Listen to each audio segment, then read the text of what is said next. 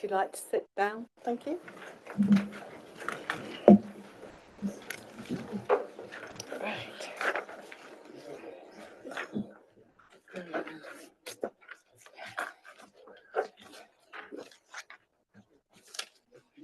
Oh, that was it, wasn't it?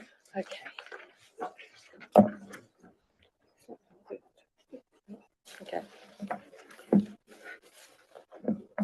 Good evening and a warm welcome to the Rushcliffe Borough Council's meeting.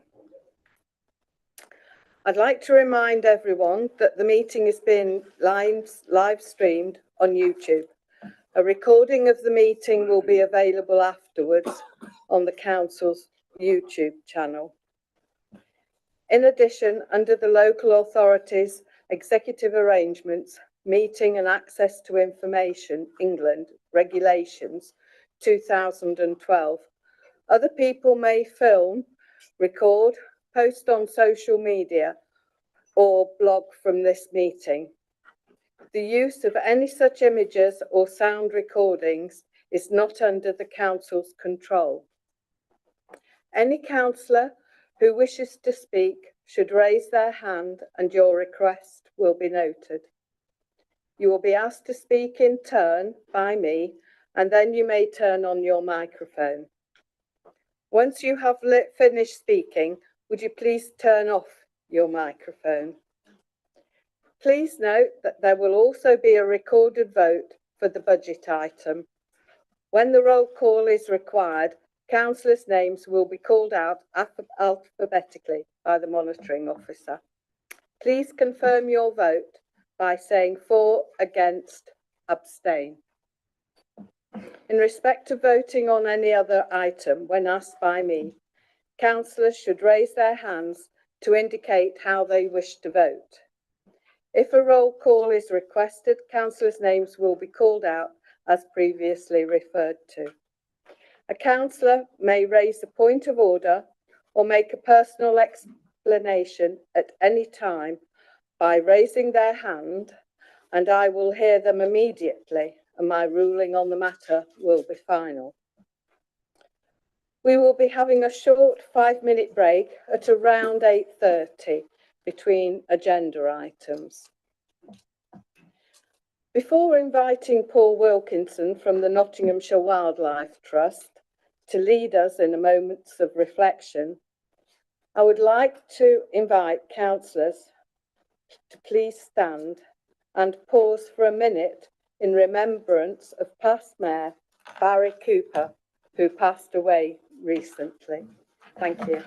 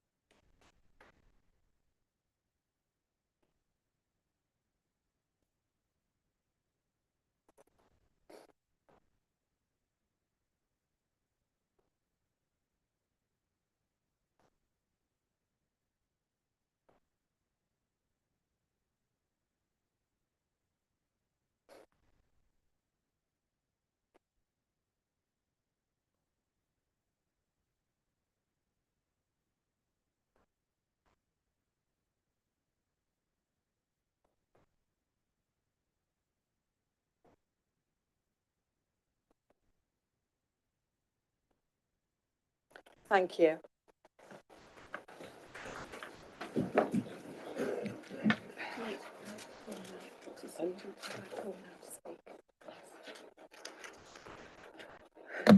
Right.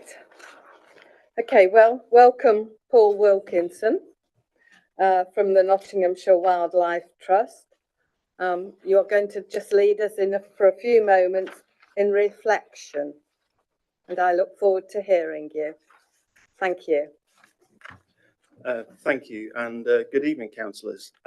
Absolutely delighted to be here and lovely to see some friendly and familiar faces around the room as well. So thank you for the invitation. I will be keeping this brief. I know you've got lots of business this evening. So those who don't know, the Nottinghamshire Wildlife Trust, we are the largest nature conservation charity within the county, But we are a grassroots organisation. We grew from a campaigning roots of people within their communities, campaigning and taking action for nature where they live.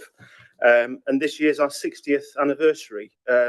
So in this period of reflection, we've been thinking about, well, why are we here? What is it important that we continue to do? And how do we go about doing it? And one of the things that we've really prioritised during our 60th year is the relationships with our key strategic partners, such as the local authorities around the county. And I'm delighted to say that the Rushcliffe Borough Council is one of our longest standing, if not the longest standing, local authority relationship that we have in the county. And we're absolutely thrilled with that, and also with the progress that you as a council have made in terms of delivering conservation strategies, climate strategies, and the support that you give us as an organisation to manage a couple of wonderful nature reserves on your behalf, as well as supporting communities across the borough to take action for nature. And that's a relationship we absolutely treasure, and one that we're hoping will continue for another 20 or so years beyond now. Because it's even more important than ever that we all work together to tackle this joint climate and crisis and ecological crisis that we face. And that's what I wanted to dwell on momentarily, really, is around our strategy as an organisation, but two key challenges that emerge from that we're trying to tackle. The first challenge really is around how we turn sofa enthusiasts for wildlife into active community, people active in their communities. I, for one, am an absolutely avid fan of David Attenborough and everything that he does. And it's wonderful to see all that on our TV screens, but we need more people to get up from their sofas and admiring the wonders of the world and taking more action in their communities to get more wildlife back into where people live. So the first strand of our strategy is really about how we build a movement for nature. How do we catalyse, facilitate, celebrate the work that are happening across our communities? People taking action to get more wildlife into their communities, into green spaces, into churchyards, into playgrounds, around factories and other places of work.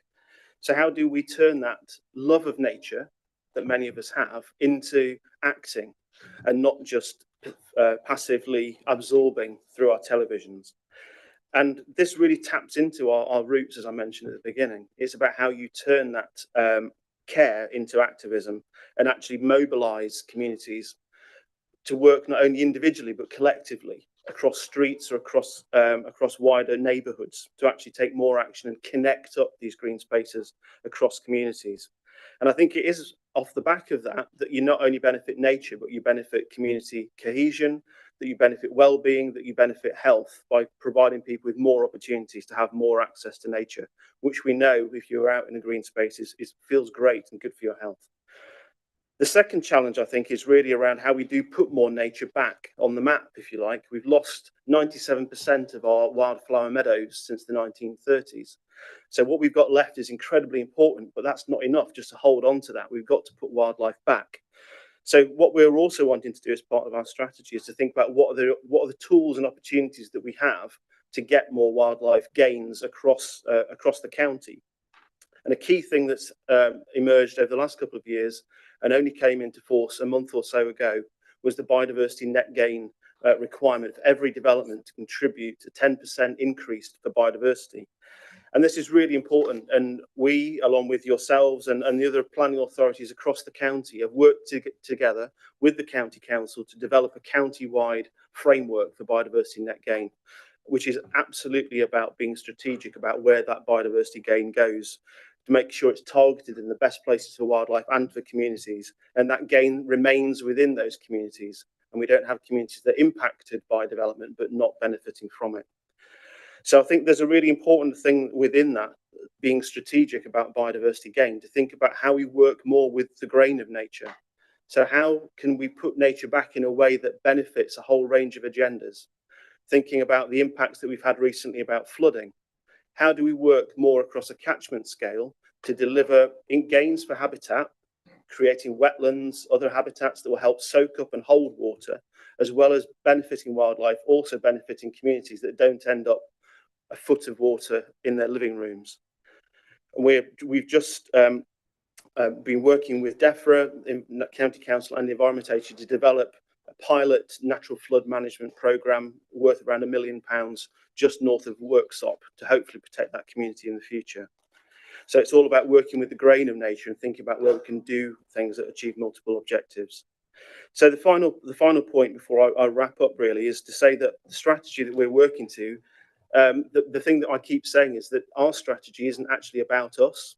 It's about what we need to do with others. It's about how we work in partnership, how we collaborate, how we actually mobilize individuals and communities to take more action for themselves in their communities where people are living and working, to build on that shared love and ambition for nature, to turn those sofa enthusiasts into kind of people on the ground, getting their hands dirty and planting trees, planting wildflowers, etc., in the communities, and taking action that will hopefully scale up over that area to achieve a much greater benefit. So hopefully I'm within my 3 minutes almost. But thank you so much, and enjoy the rest of your meeting. Thank you. Thank you very much as well, because although we all seem to know what the Wildlife Trust is all about, I think it's very helpful just to hear somebody like you actually putting it forward and adding bits as well. Thank you very much for coming. Thank you. Right. Apologies for absence, please. Thank you, Madam Mayor. We have apologies from Councillor Billing. Okay. Right. Item number 2, declarations of interest. No. Thank you. And item number 3, to approve as a correct record the minutes of the meeting of the council held on the 7th of December 2023. In some ways that seems quite a while ago, but it probably isn't. Councillor Clark. Thank you very much, Madam Mayor, and I have much pleasure in moving the minutes of the meeting you've just mentioned. Thank you. Thank you. Councillor Brennan. Yes, Councillor Walker. I never know what point to do this, but there's a flaw in the minutes that Councillor Chaplin made me aware of. It says at one point, I think it's page 6, where I asked for a regressive tax implementation, where it's meant to be obviously progressive. Yeah, thank you. So progressive instead of aggressive. I can see the difference. Thank you very much. Thank you. With that amendment, Councillor Brennan. Thank you. If that amendment's agreed, then I'm happy to second the minutes. Thank you, Madam Mayor. Thank you. Right. So all in favour? Any against or abstentions? Okay. Thank you very much. Thank you. I declare that the vote is carried. Oh, now we come to the Mayor's announcement. That's me. Well, I've had a very busy time before Christmas. I've never been to so many different churches. Luckily, I find those interesting, and some of the different ways of worship. And it did come home to me that there are many different ways, and we all do our own thing, if you like. So I was very pleased to do that. And then after Christmas, well, it was kind of a bit slower, so I had a bit more time with my family. I had a small operation, which the results seemed to go on for a long while. And then it picked up the things that I went to. I was glad when it sort of started to pick up things, because I have enjoyed, and I'm still enjoying, being mayor. I have to say, I probably didn't think that I would enjoy it as much as I have done. But I've met and seen so many people that it can only be a joyful thing for me to do, as well as coming to see you every so often in here. I had some very nice comments, and I've also had £500 given to me by the Sutton Bonington show that was quite an evening for me. I was very pleased and very thrilled, and Councillor Matt Barney was there. Yes, I was very thrilled for that, and I've put that in the coffers, so I'll be able to count that in. I've been to Plumtree School, who came to sing at the Christmas meeting, and I enjoyed that too. It was very interesting seeing the very small preschool children and through to when they would start to go to secondary school. I also had somebody called, and not many of you may remember him, Michael Cox. He was a county councillor, and for a short time he was a councillor here, and he's 85. You'd never believe it. He's very sprightly, and he was, because of Rushcliffe being 50 years old, it was time, and he was interviewed. He was very, very loquacious. He was had plenty to say, but he could remember every single thing. And I don't think there's anybody here that was came on in 73, is there anymore? No. Well, it certainly wasn't me. I'm only 25 years, so it did make me feel a bit younger. And it came home to me what has happened over those 50 years, how it's changed, how we're now in this building. And when I think back to when I came on and it was by Trent Bridge, very, very different. And I look at some of the officers. I don't know, Dave Banks, no. He's laughing, so I take it no. I think I will stop round about now. I was going to see Sir John Peace in his final sort of retirement, and who is the Lord Lieutenant of Nottinghamshire. I was all ready to go, even had my wellies ready, but when the water in my garden came up above my wellies, I decided I wouldn't be able to go. So I'm sorry to say I missed that. Well, they couldn't get the car in and I couldn't get out, and yeah, anyway.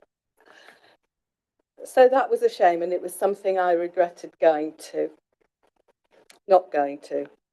Anyway, I'm here now, and we hope the meeting is not too lively, but I'm sure that we'll all enjoy discussing our thoughts for the rest of the evening. Hopefully not too long, but if it has to go on, it has to go on. It's called democracy. Right, okay. I will now sit down and go on to the next item, which is the leader's announcement.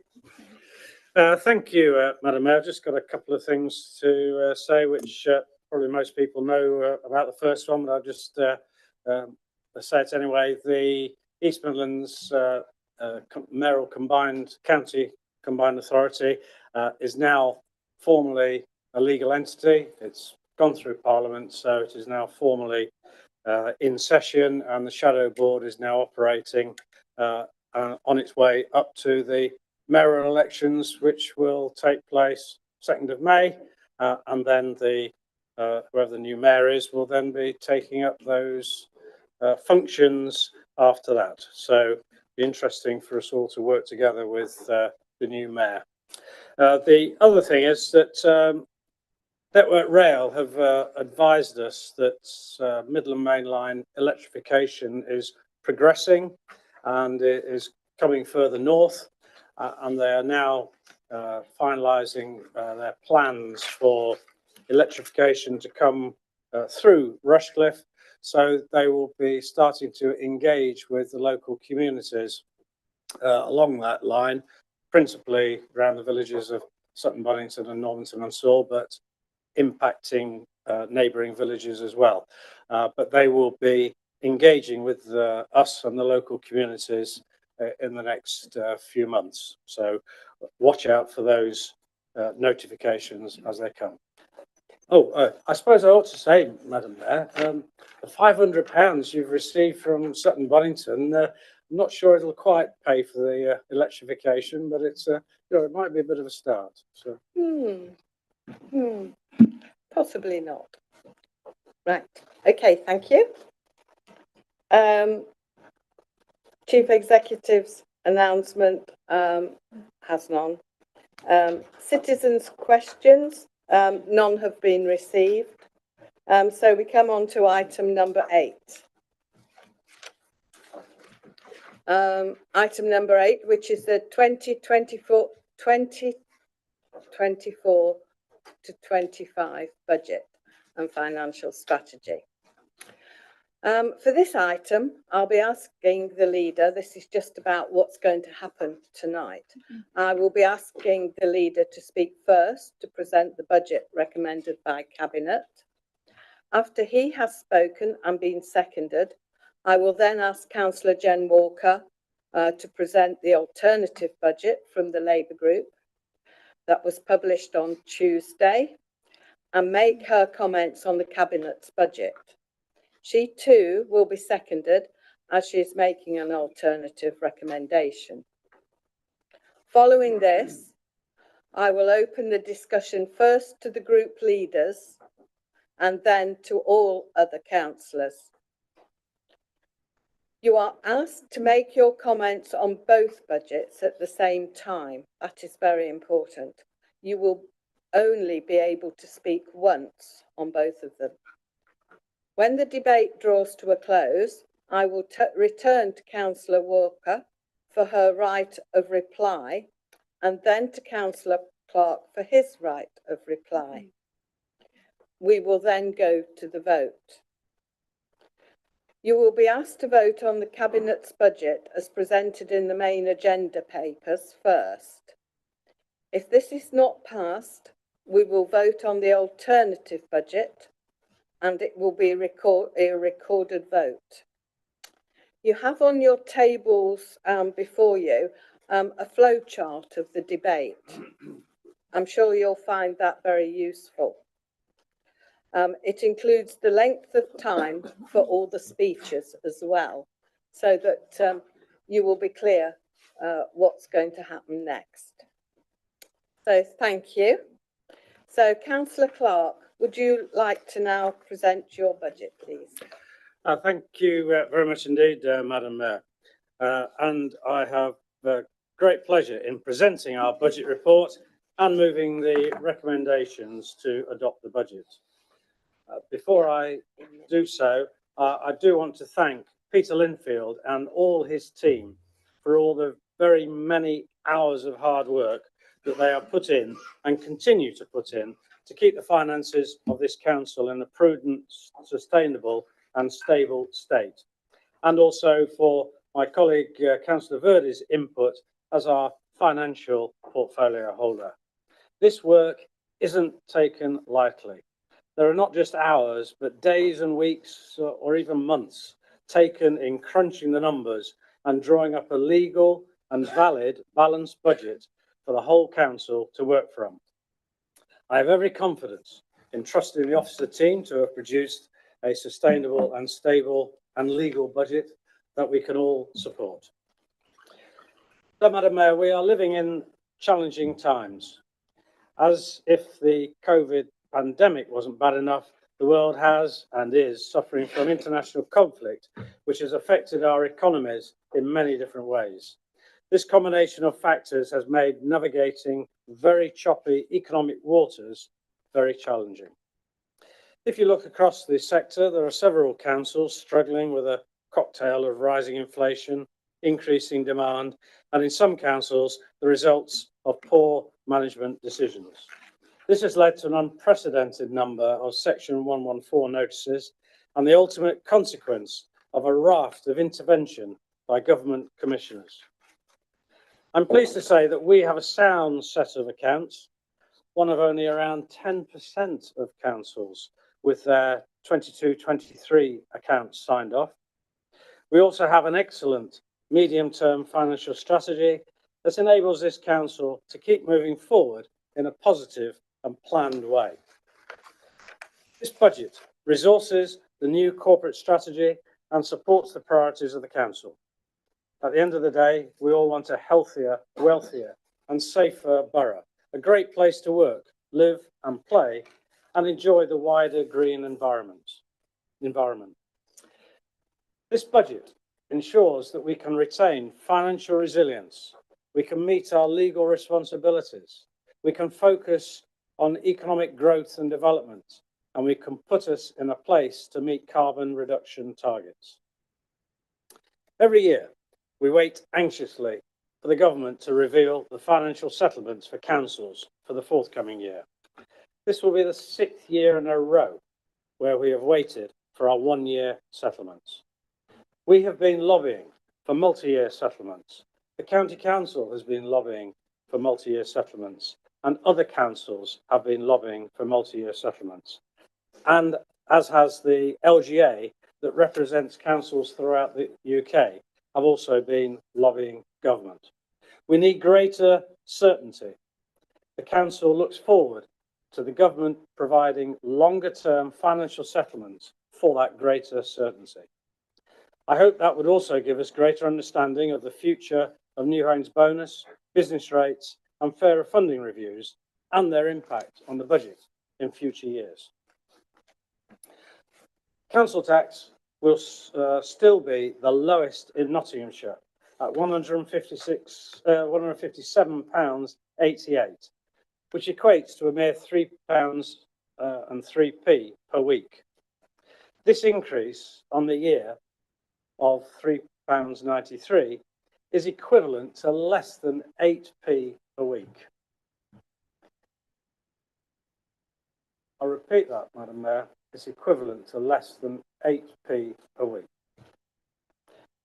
Unfortunately, we have had to raise other areas of income as council tax on its own cannot meet inflationary pressures. Green waste and car parking charges are both due to rise as they have not increased for a number of years. This council is no different to any other organisation for whom costs have risen, and we believe in the premise that where individuals can, they should pay for services. The car parking charges in West Bridgford still remain low in comparison to other busy towns. I note that green waste charges are still less than £1 a week, which remains excellent value for Rushcliffe residents. There is a misconception that Rushcliffe is a wealthy borough and has no issues with homelessness. This is a myth. Such are these pressures. We have received £181,000 of additional government support just for this. This is probably a good point to refer to affordable housing. This council has made great strides in the supply of affordable homes within new developments. Since our local plan period started back in 2011, I'm pleased to report that up until last year, which were the last completed figures available, we have already completed 1,328 affordable homes up until the end of last council year, with 335 being completed in the last year. So far this year, this current year, we are on course for last year's trend to continue in the region of 300 completions again, although we won't know the exact figure, of course, until the year end. All these affordable homes, an excellent alternative to council-owned houses, include a mixture of social rent, affordable rent and shared ownership. It is likely this will be added to in future years with the option of first homes. During the course of this local plan period of building 13,150 homes, it is likely that around 3,000 of them will be affordable due to the planning policies in place for new developments and the proportion of affordable homes that are required. That is no mean feat and a greater number than any other district council in Nottinghamshire. Furthermore, as part of the council's strategy to bring empty properties into use, the Levelling Up and Regeneration Bill enables the council from April 25 to charge a 100% additional council tax as a premium. We, as a council, remain debt-free, and we are the only council in Nottinghamshire to be so, and therefore not incurring the cost of servicing debt, unlike every other council in Nottinghamshire. This means we are not using taxpayers' money to pay for debt, unlike other councils that I can mention not very far away. We will only borrow when necessary, and then to ensure we can fund and service such a debt. In other words, that the business case would stack up. This council will not be reckless with money, but will continue to act responsibly with the most stable finances in Nottinghamshire. We have declining reserves over the course of the medium-term financial strategy, reducing from 18.5 million to 12.5 million. These help us to manage our risks and develop transformation and capital projects for the benefit of our residents, businesses and visitors.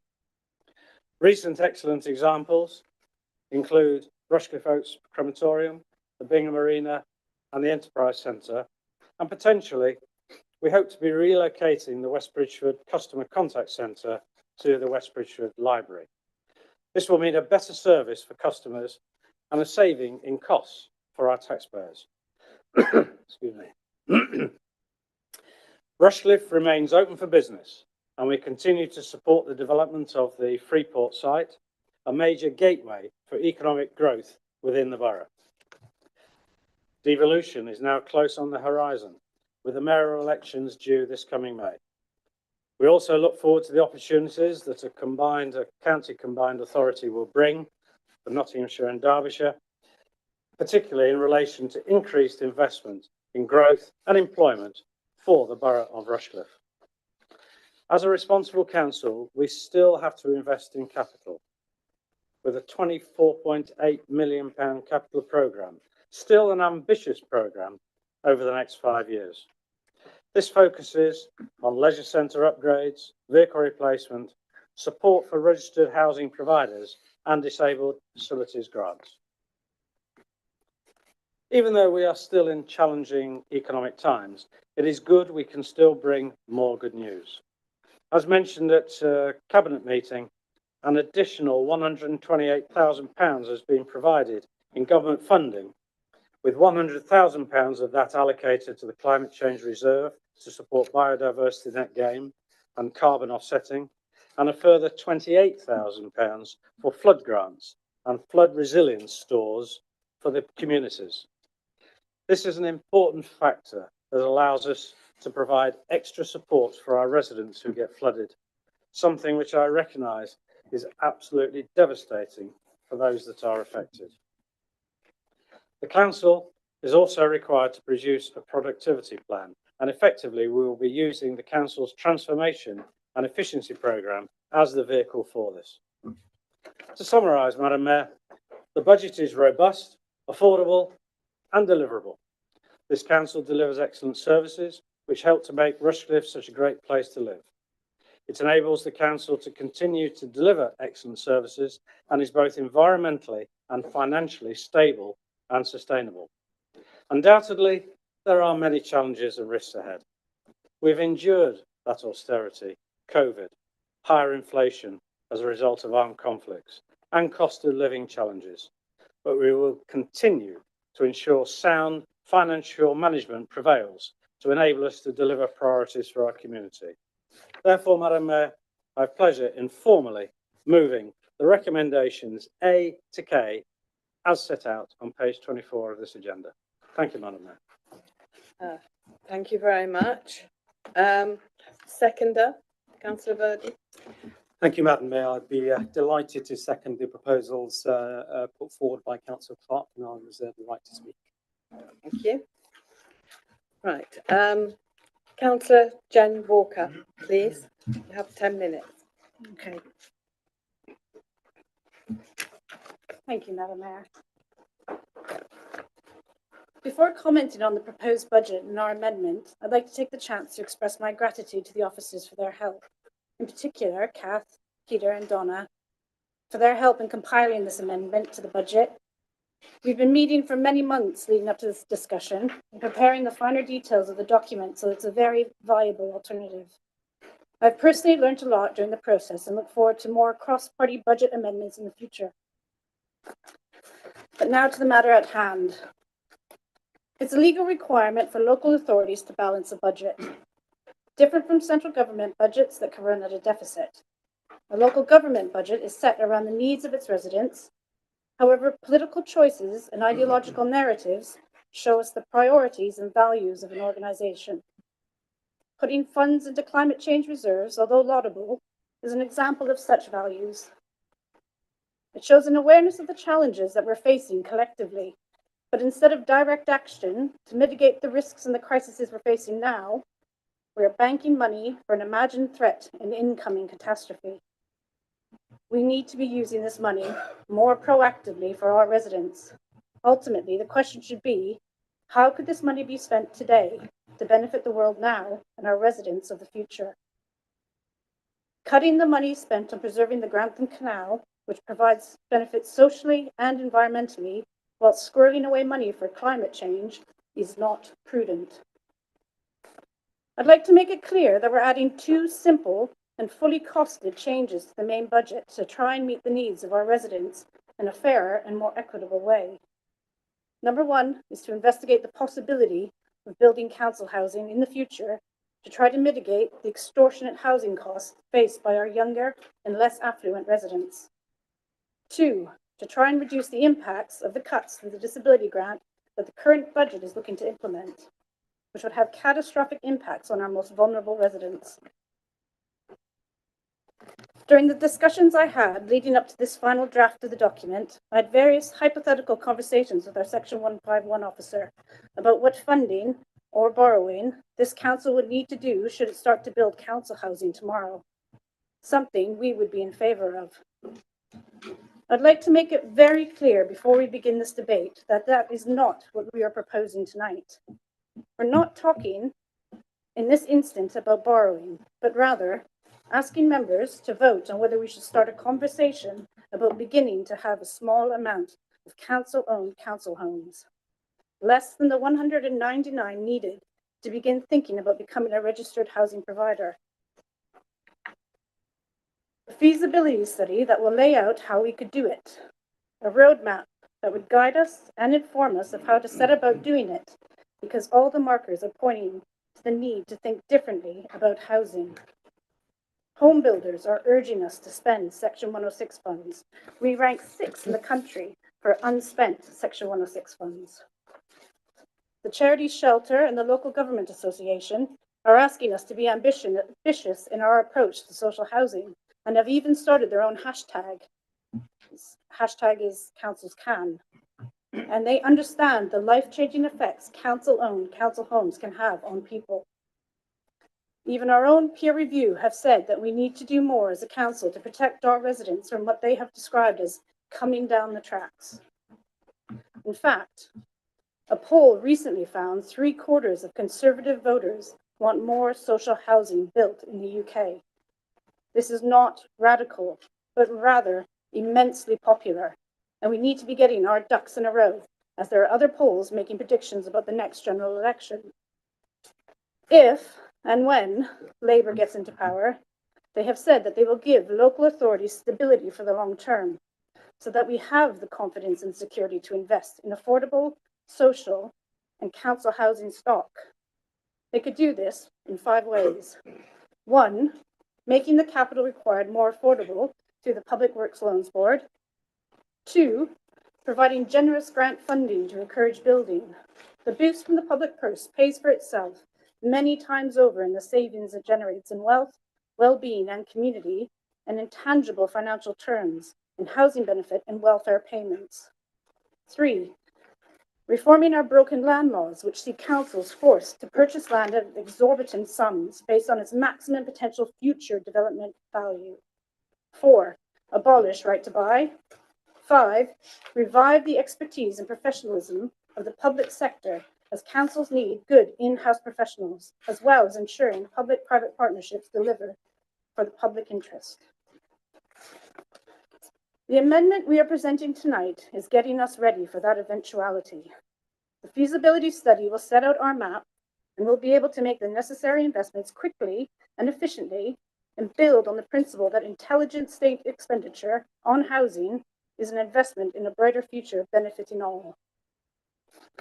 The second proposal is to maintain our commitment to topping up the disability grant. The problem with reducing our contribution to this grant is that it will bake in longer wait times for residents who need to make their homes accessible. In the worst case scenario, this could lead to accidents in the home and vulnerable members of our community presenting at A&E. This would make this immediate saving of taxpayer money a false economy, and also would have significant social and emotional implications for the injured persons and their relatives going forward. In the very least, it would lead people to struggle to access their homes and live independently and comfortably. These services have already been drastically cut and reduced due to government's 12 years of austerity, and any further reductions could be disastrous. Our amendment, we are simply diverting funds in the short term to keep this grant viable, at least until we know the level of funding that we will receive in Rushcliffe from the Better Care Fund that this council's leadership is currently pushing to receive.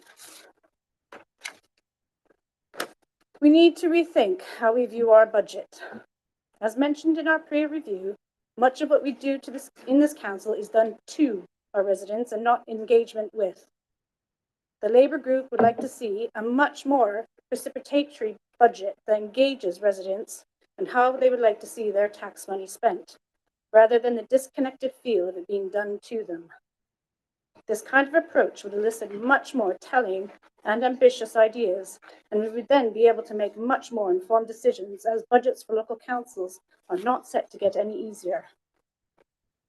The hope in this amendment is the beginning of a much more collaborative, collegiate, and consensus-building approach, and I very much look forward to a healthy debate tonight and in the future, but also a real commitment to the broadening of our discussion around the council's budget choices.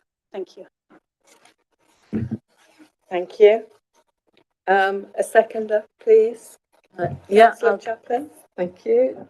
I'll second, and I'll take my opportunity to speak now because I think this could be a long discussion, so I'll talk while everybody's still paying attention. So thank you, Madam Mayor.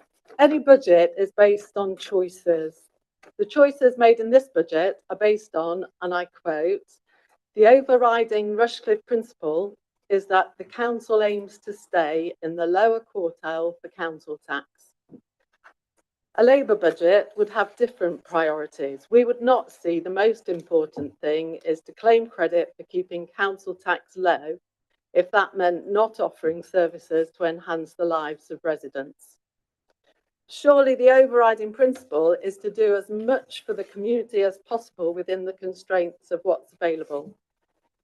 We also see that Rushcliffe should focus on reducing discretionary expenditure. No suggestion of evaluating the importance to residents of that expenditure or engaging with and consulting communities affected, just reducing expenditure. A Labour budget would prioritise climate change action, which should be at the front of a list of priorities, not trailing in last. Earmark reserves show a projected closing balance of £805,000. Why are we waiting to spend that on the effects of climate change when we could be investing at least some of it in ways to combat it? We're told the council faces many challenges, and that is why difficult decisions have to be made. But 3 of the 4 listed, delayed reforms, 1-year settlements, and real term cuts in government spending, are a result of the action or inaction of the current government. Looking ahead to after the general election, maybe not straight away, but after not too long, this will be remedied by a Labour government. The amendment doesn't cover all the ways that we would do things differently, but we don't want to waste your time presenting suggestions which ideologically oppose that of the majority group that will therefore have no chance of success. The amendment, we believe, should be supported by the whole council. The reasons for wanting the council to take a more proactive role in providing social housing are laid out in the amendment. Only council-owned housing can give that feeling of permanence, which is so important for well-being. This amendment doesn't ask that we bring all social housing into council ownership, or even any that is currently managed by registered providers. It is to do a feasibility study that will give us facts and figures about the costs so that the council can then make informed decisions about buying houses for social rent. The management comments appear to preempt the outcome of the study. They draw attention to the lack of in-house expertise, but that's exactly why we want an independent body with this expertise to carry out the study. The study is affordable, and that's what this amendment calls for. I don't feel that the financial comments are relevant, talking as they do about finance would come from if we do buy housing. This again preempts the outcome of the study. Many councils own their own housing.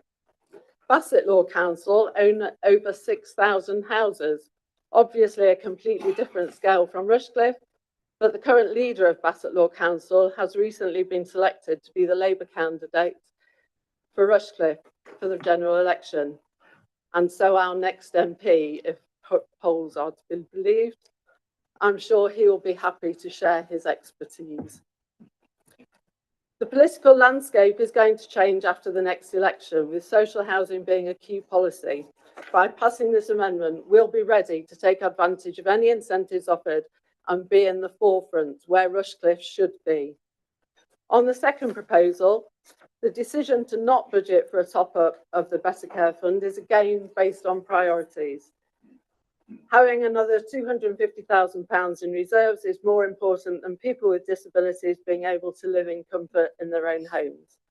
The effect of not having the top-up will be that there is a longer waiting list. Well, that doesn't sound too bad. Excuse me, you have 30 seconds, well, just slightly less. Unless you're waiting 2 years to be able to get in and out of your home without assistance. This may be what is happening in other councils, but we're Rushcliffe. We have reserves without having to increase council tax by the full amount allowed. Why are we joining a race to the bottom? Wind up. Okay, I will finish by drawing attention to the question that you may not have spotted as it's hidden among the tables in Appendix 4. Can the Section 151 officer and monitoring officer confirm that the proposed amendments, if adopted, would result in a legally balanced budget?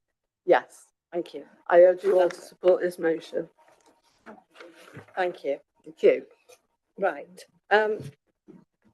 Now, we come now to the remaining group leaders, and the order will be Councillor Thomas, Councillor Richard Mallender, Councillor Bird, and then Councillor Birch. And you will have 7.5 minutes, followed by other councillors who will have 5. Okay, thank you. Councillor Thomas. Thank you, Madam Mayor.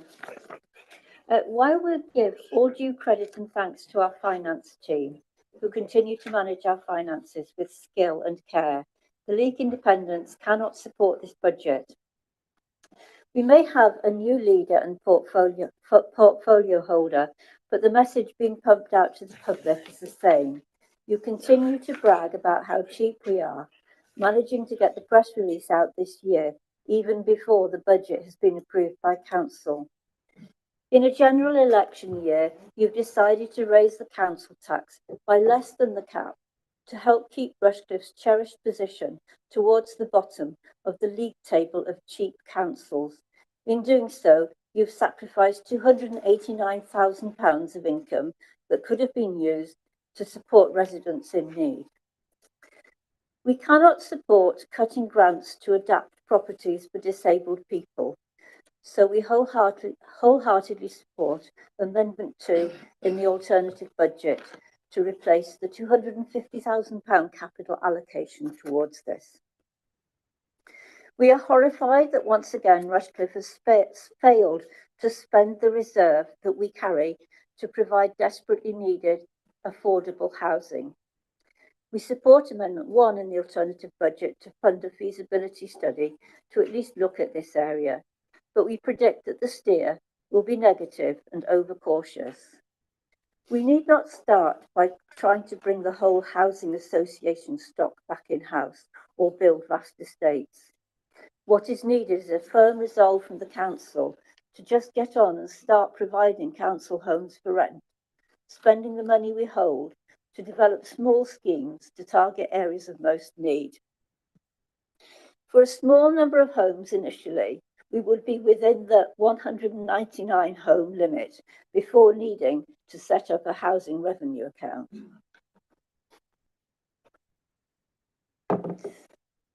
On a small scale, it's much easier to sort out the various logistics feared by officers. The scheme could then be expanded in a measured way. If we're afraid to even put a toe in the water, we'll never take the plunge. Vulnerable people will remain without the housing they need, and earmarked funds will be unspent. We feel that the West Bridgeford car park charge increases could have been better profiled to keep the price low for the shortest stays. The increase at Rushcliffe Country Park could be counterproductive. People already park outside, causing congestion on the roads to avoid paying £1. Increasing the charge is unlikely to help the situation.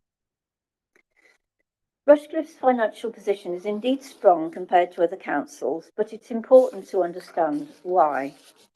Let's look first at the measure of Band D rate that's used to construct the league table that Rushcliffe is so proud to be in the lower quartile of. Our housing profile in Rushcliffe has a greater proportion of homes in higher tax bands than other councils, so the amount of council tax raised per home is more. If the measure was the amount raised per home, Rushcliffe would be much higher up the table. The other reason we're in an enviable financial position is because of all the house building. This is supporting the budget in 3 ways. Firstly, the number of homes paying council tax increases, giving us more income. This allows inflationary costs to be covered by spreading the cost of services thinner without improving or extending them. Secondly, for each new home built, the government has been paying a new homes bonus. Instead of spending this £20 million on infrastructure and services for these new residents, Rushcliffe has put it in the bank to lend to itself to finance capital projects.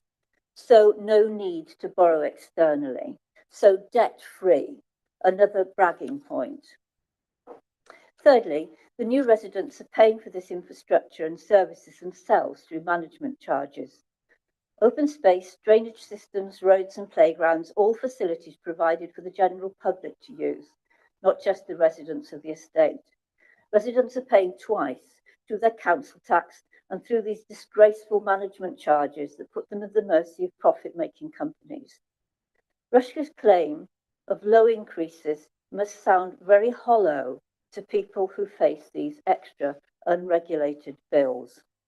So our great financial position is dependent on gobbling up our green fields for houses and setting up their new residents to be fleeced by management companies.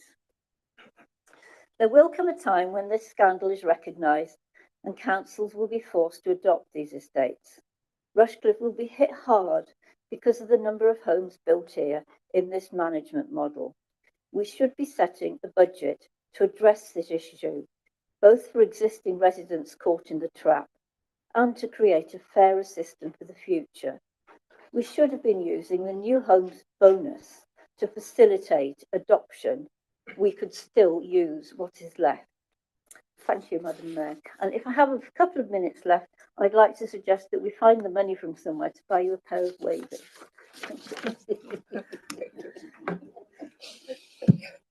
Right, okay. Councillor Richard Malinder. Thank you, Madam Mayor, and I've just been informed that you can borrow Sue's waders. Thank you. Yes, thank you for the officers for their excellent work they've done on this, and indeed the other councillors who put together their alternative budgets and alternative measures that we've been talking about this evening. It's very interesting to see how this all works. I do agree about the idea of multi-year settlements for local government. Councillor Park says it's challenging times. It always is. There's always a reason. There's always a reason for challenges. There's always some kind of crisis. It seems to be a thing that this country thrives on, rather sadly.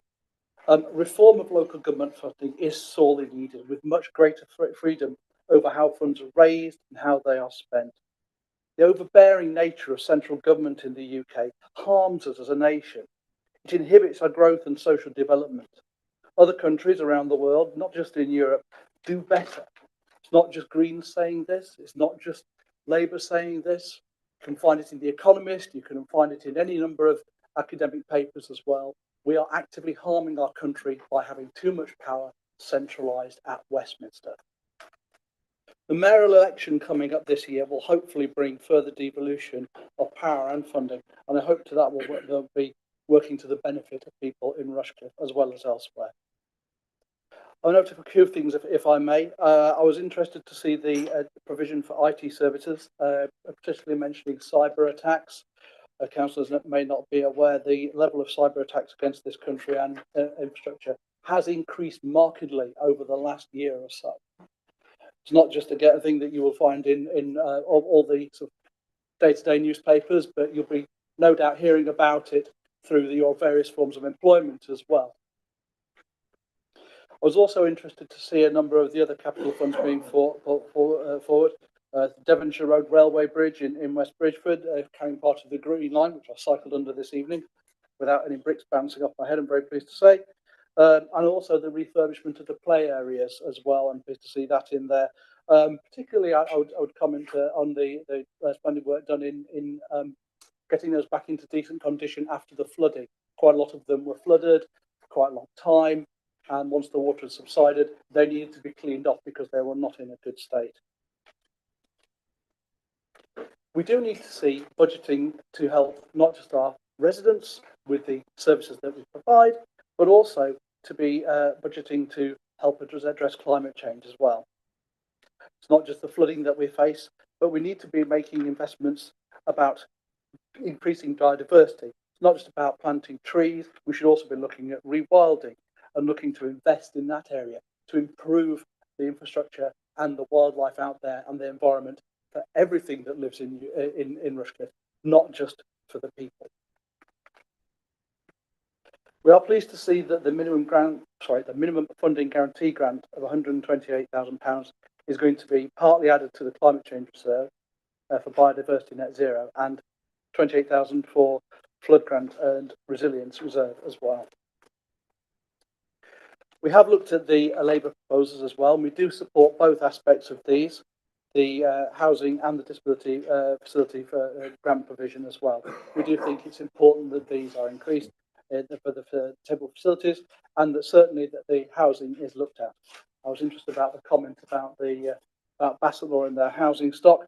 I do remember many, many years ago, fresh out of university with a part-time job for Bassett Law District Council, doing all the data entry to put all their housing stock into a very, very old computer. And the files filled more or less the length of a room that was about the size of this wall behind you, Madam Mayor. We'll be following the rest of the debate with this with interest.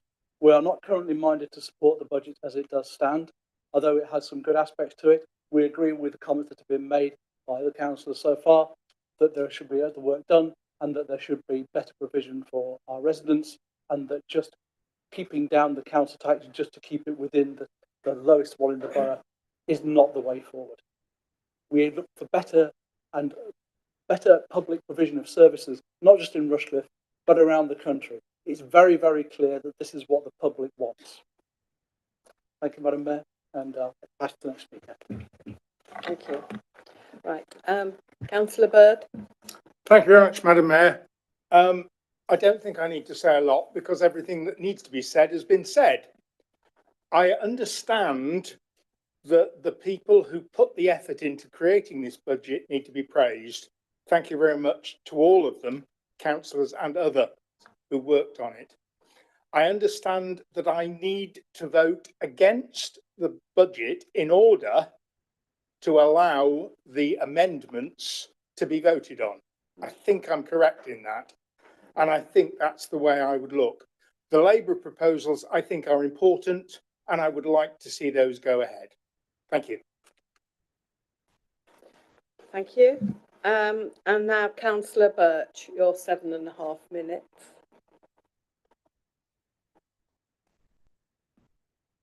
Thank you, Madam Mayor, and firstly, thank you to the officers for all their hard work. We recognise that you are working at the direction of the majority group, and any criticism of this budget is in no way criticism of the officers, who are absolutely brilliant.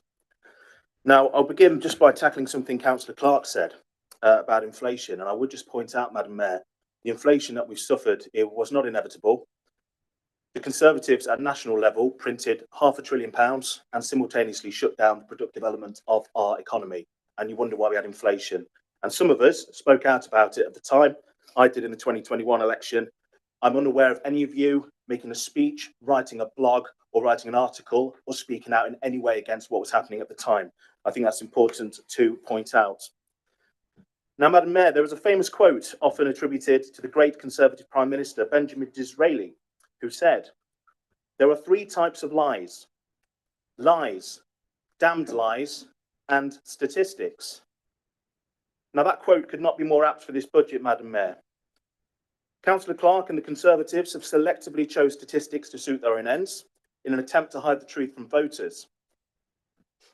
They have an obsession with being in the lowest quartile for tax, as measured specifically in the Band D column of the council tax, Madam Mayor. Now, let's get one thing straight. If you are a taxpayer, a council taxpayer in Rushcliffe, you are in the 95th percentile for overall council tax, including the county council element and the police and crime commissioner element. And I know we're here to speak about the Rushcliffe Borough Council element, but voters need to know. Voters need to know that we live in a high council tax borough. And let's not have two ways about it. And by the way, the Conservatives set all those taxes at County Hall here and in the Police and Crime Commissioner's office. So to say that we are a low tax borough is misleading to voters, as is your claim that you are a low tax party. As we all know, we're all facing the highest tax burden since World War II. So thank you. Thank you for that. Now, you also claim that we're in the lowest quartile with no explanation or qualifications whatsoever. And whilst it is technically true that when you compare Band D council taxpayers, we are in the lowest quartile, you miss out some rather important details. And these details are necessary to understand our tax and to understand how the Conservatives are governing. Councillor Clark, as has been said, fails to acknowledge that this borough has a massively disproportionate number of higher band council taxpayers. And when he cites the Band D figures, he fails to mention that we have effectively won the local council lottery. 40% of all Band E council taxpayers in Nottinghamshire live in this borough. We're not just slightly higher in higher rates, higher band taxpayers, we're massively higher. You could not have more advantages had you wished for them, and yet you squander them.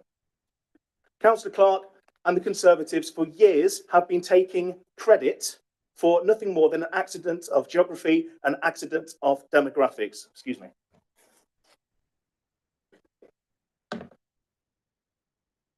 Now, Madam Mayor, if we are comparing council tax as a whole, perhaps a better metric to use would be to compare council tax per dwelling. And when we do that, which is to say we compare what each property actually pays, we are not the lowest in Nottinghamshire. We're actually the highest, by £300 over the second place council and £650 a year compared to the cheapest council. We are the highest tax borough in Nottinghamshire. Now that's comparing council tax as a whole, and I appreciate we are here to talk about the Rushcliffe Borough Council elements. So let's do that. When we do that, are we still the lowest council tax in Nottinghamshire per dwelling? No, not even close. We are third highest, and we're a few pence off being second highest. I've had it confirmed by officers to me that Rushcliffe Borough Council charges more council tax per dwelling than Mansfield, Newark and Sherwood, Ashfield and Bassett Law councils. So let's put the lowest tax in Nottinghamshire myth to bed right now. Stop the propaganda The people of Rushcliffe deserve to know how much they're really being taxed. Now, Madam Mayor, we haven't proposed an alternative budget tonight because we all know you would have voted it down in about 3 microseconds. And we don't want to waste officer time. We would have wasted hundreds of hours worth of time. And we don't want to waste council resources. That is the MO of the Conservatives, who spent £10,000 of taxpayer money attending a knees up down in London and putting your former leader, Simon Robinson, up in a £320 a night 5-star hotel on the taxpayer dime. How dare you? And how dare you raise taxes on the back of doing that? It is utterly, utterly vulgar, Madam Mayor. There are members of this council who attended that award ceremony. And I think you owe the people of Rushcliffe an apology. But I do hope you enjoyed your champagne and your 3-course meal and meeting Hugh Edwards. £10,000. I wonder what that extra £10,000 could have been spent on, and I'm sure we'll hear more of that when my colleague speaks later on.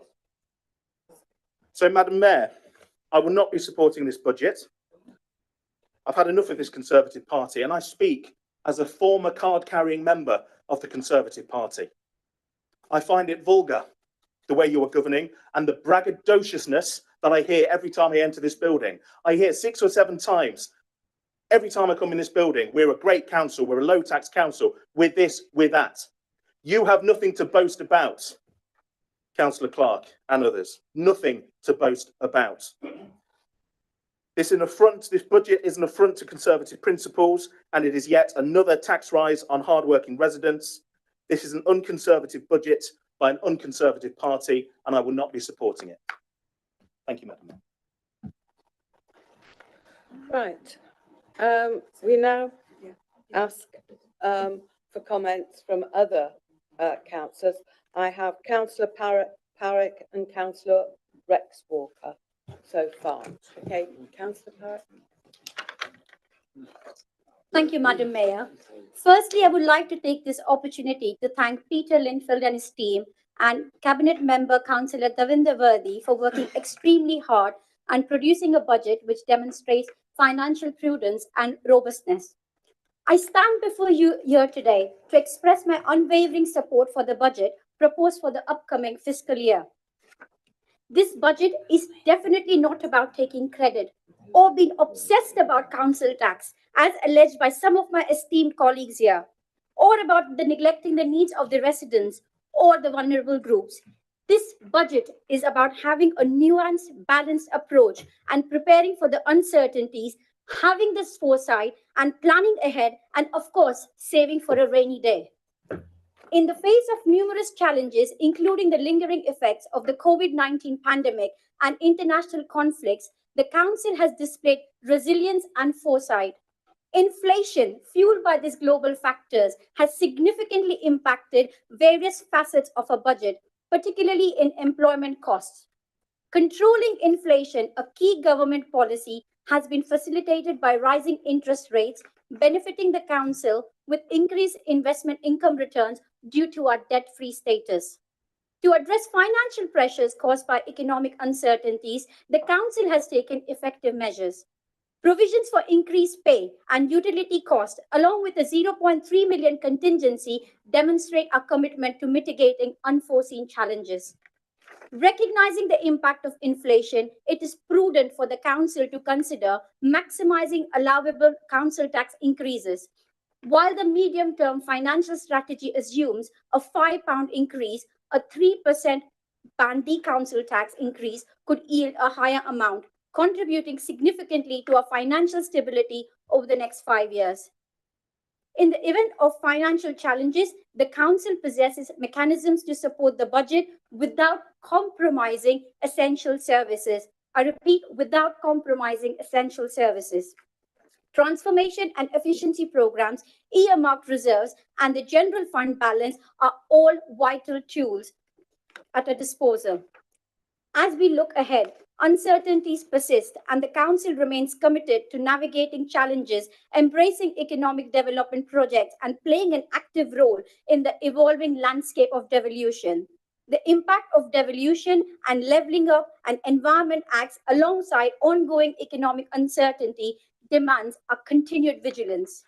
The Council's commitment to addressing climate change is evident in allocating funds to the Climate Change Reserve, leveraging external funding as demonstrated by securing 1.2 million SALIX funding for energy efficiency measures exemplifies our dedication to sustainability. In the current climate, when many councils are issuing Section 114 notices, having grossly mismanaged their funds alongside investing in projects which have collapsed and costed the taxpayer millions of pounds, I am proud to say that Rushcliffe remains debt-free and continues to provide vital services to the community of Rushcliffe. And Rushcliffe continues to be an excellent place to work, live, learn, and play. In conclusion, I am confident that the proposed budget, supported by sundry strategies, is not only well developed, but also provides an appropriate approach to meet the significant financial challenges and funding risks facing the Council at this time. I urge all members to support this budget, recognizing the careful consideration and proactive measures taken to ensure the financial sustainability of the community. Thank you. Thank you. Councillor Rex Walker. Yeah. Thank you, Madam Mayor. And may I start by thanking the Labour Group for their amendment proposal. It's the first time since I've been a councillor that we've had something substantive from the opposition to debate on the budget, and I welcome the opportunity to do that.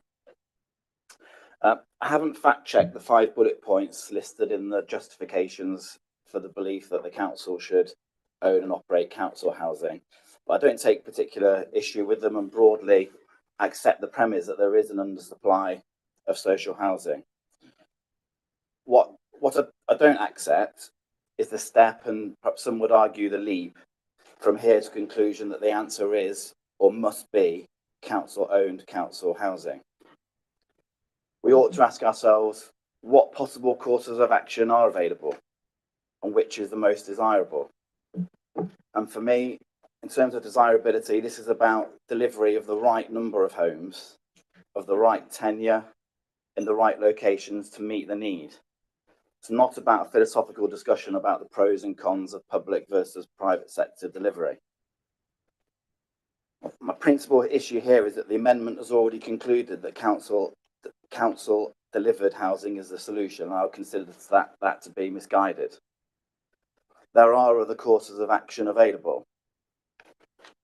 Rural exception sites, such as the one recently completed in Gotham, are mechanisms for delivering wholly affordable schemes on rural land that wouldn't be otherwise available for development.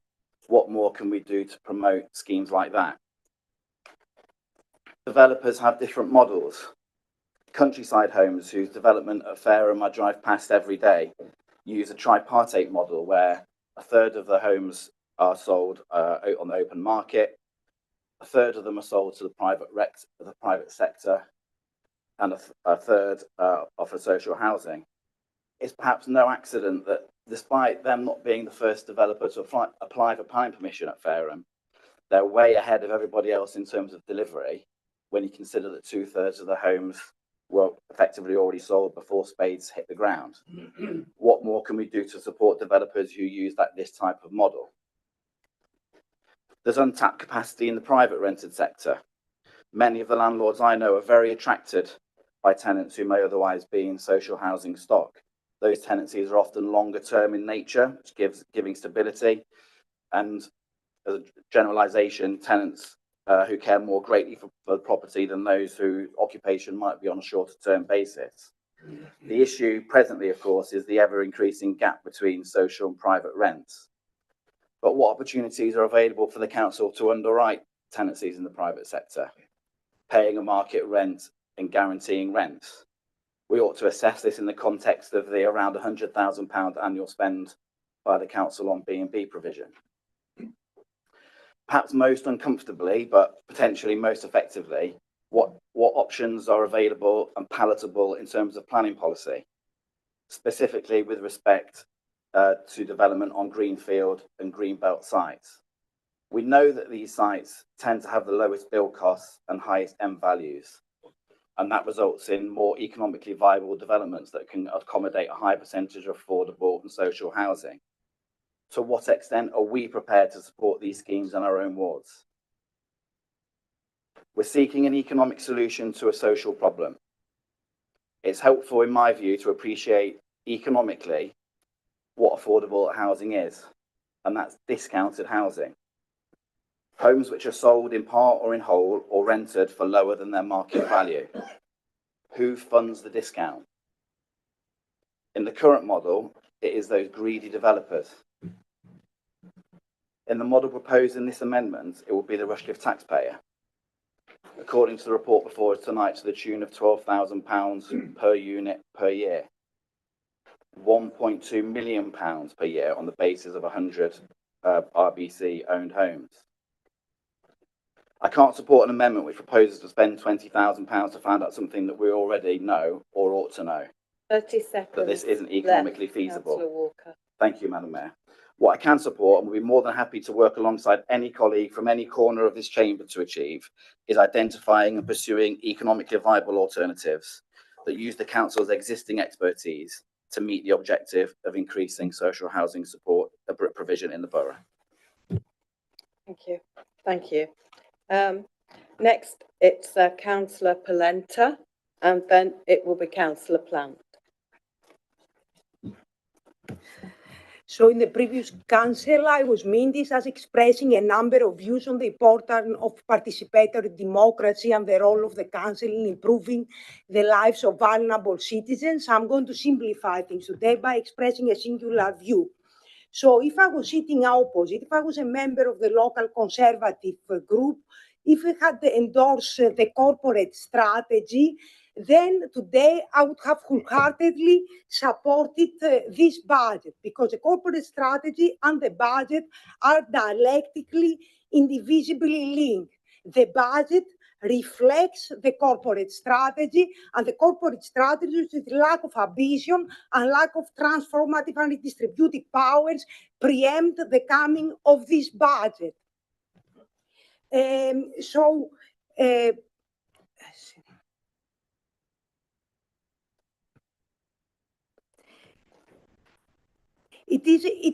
understand, it is a fiscally prudent budget, it is a balanced budget, but it is in a very unbalanced world. So great place, great lifestyle, great sport.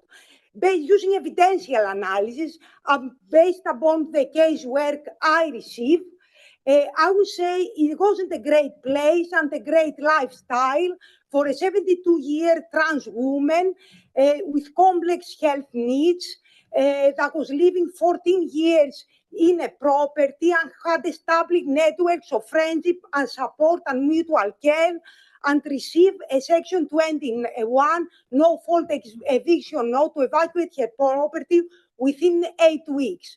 Great place, great lifestyle, great sport, where it wasn't a great place for a family of 4 that felt totally disempowered, living in a renting accommodation, pay extraordinary rent in a molded accommodation, a comparative landlord.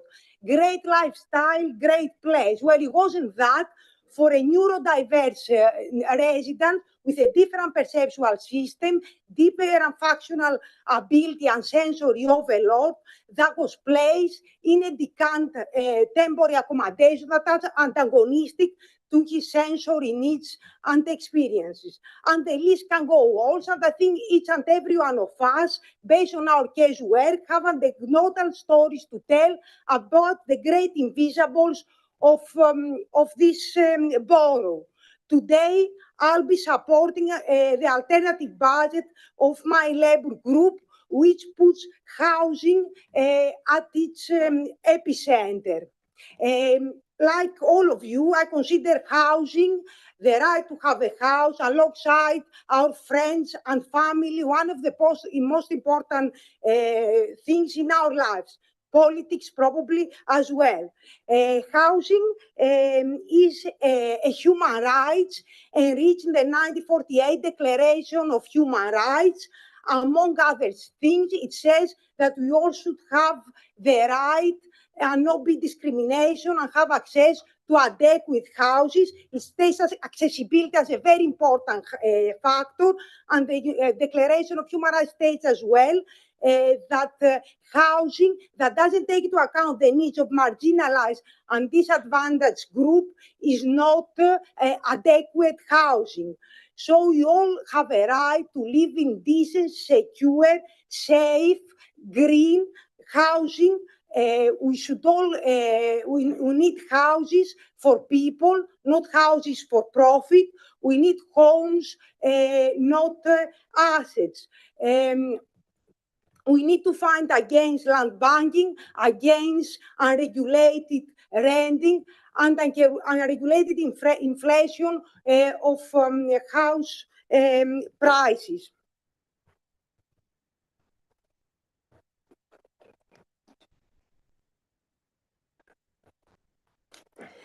We need as well to end discrimination in renting, ending unfair evictions, ending Section 21 of fault eviction, and fight for open tenancies. Councillor Plenty, you have 30 seconds or just under left. So Under if you could left? finish up, please. Okay. So to achieve all that, we need another medium, another way of doing politics. Our municipal means transforming how power distribution in our society. Politics don't happen every 4 years. The everyday process of saving the condition in which we live our life, turning into practice the idea that politics done collectively are better than those done individualistically. Yes. Okay. Thank you very much. It's Councillor Plant, and did I see Councillor Calvert say he wished to speak? No, sorry. In that case, it's Councillor Gowland after Councillor Plant.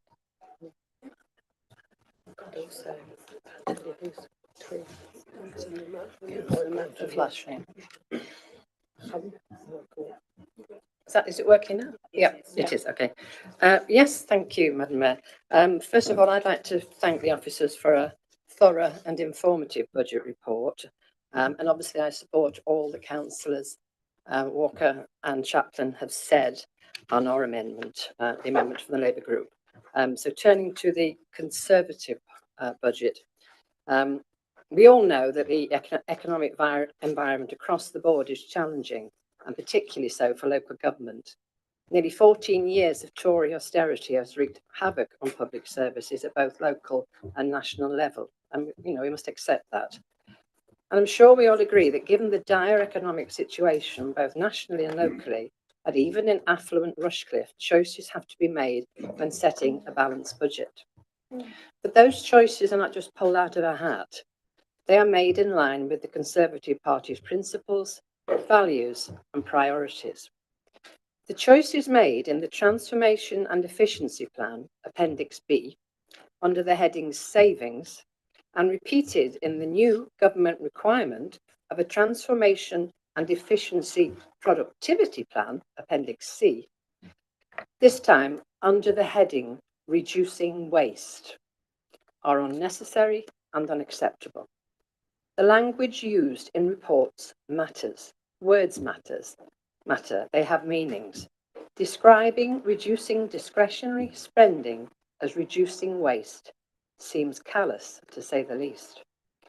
These savings, or reduction in waste, depending on which appendix you read, are in fact cuts in discretionary spending that will have a real impact on the quality of life for young people, the elderly, and vulnerable residents in our borough.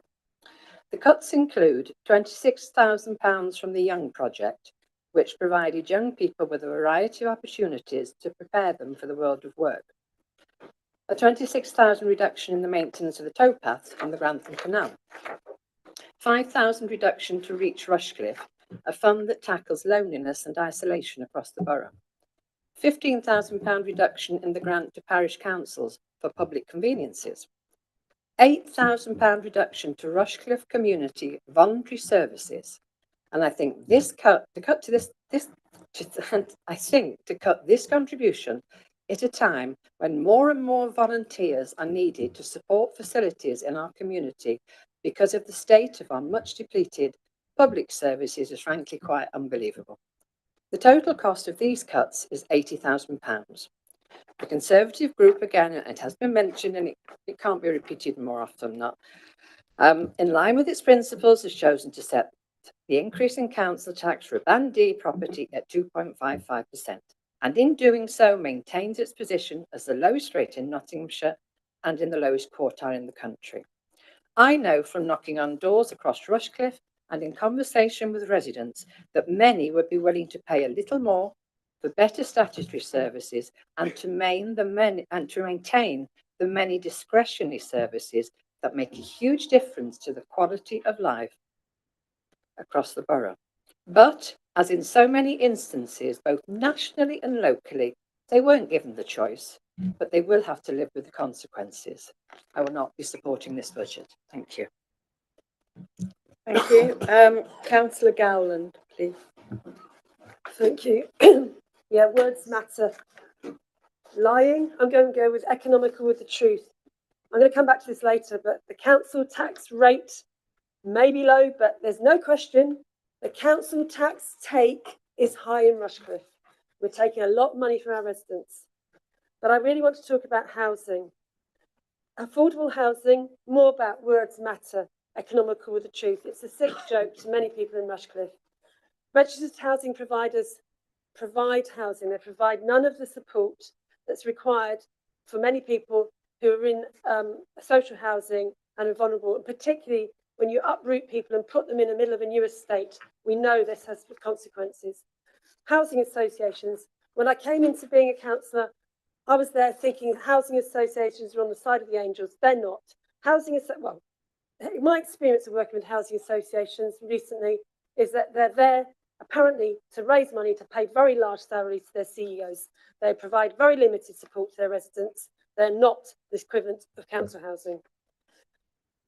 I would like to just note that there's a 2.55% increase in council tax and a 6.24% increase in the West Bridgeford precept. We'll be coming back to that. Cutting discretionary spending, left and right everywhere we can, reduces staff skills, reduces what the council can do. Councils can, Rushcliffe won't. Thank you. Councillor Upton, please. And then it will be Councillor Matthews. Thank you, Madam Mayor. I speak as the Cabinet Member for Housing and Planning, and I'm in support of our balanced budget. Now, Councillor Clark has mentioned most of the good work that my portfolio does, so I won't dwell on that again. I have 5 minutes allocated, which is not long, and I'll focus, I think, on the Labour amendment on the feasibility study for social housing, since it's in my portfolio. Without going into too much history, this council transferred its housing stock to the housing association about 21 years ago, and we have no in-house expertise to manage council social housing, as this would require recruitment and significant associated costs to do so. I've worked in council housing departments in Portsmouth, Hounslow and Ealing for many years, so I speak with some knowledge, I think, and there are significant costs with building, buying, managing and maintaining social housing. The Conservative group have no plans to move back to a direct provider of social housing, and I believe that the Labour-run Gedling Council don't have an in-house housing function either at present. We much prefer the current successful model of a minimum of 30% affordable homes being provided on the new housing sites.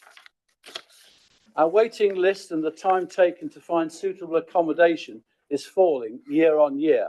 Fact. This council does not have any suitable land of its own to develop for council housing. A suitable site or sites would be expensive and perhaps controversial.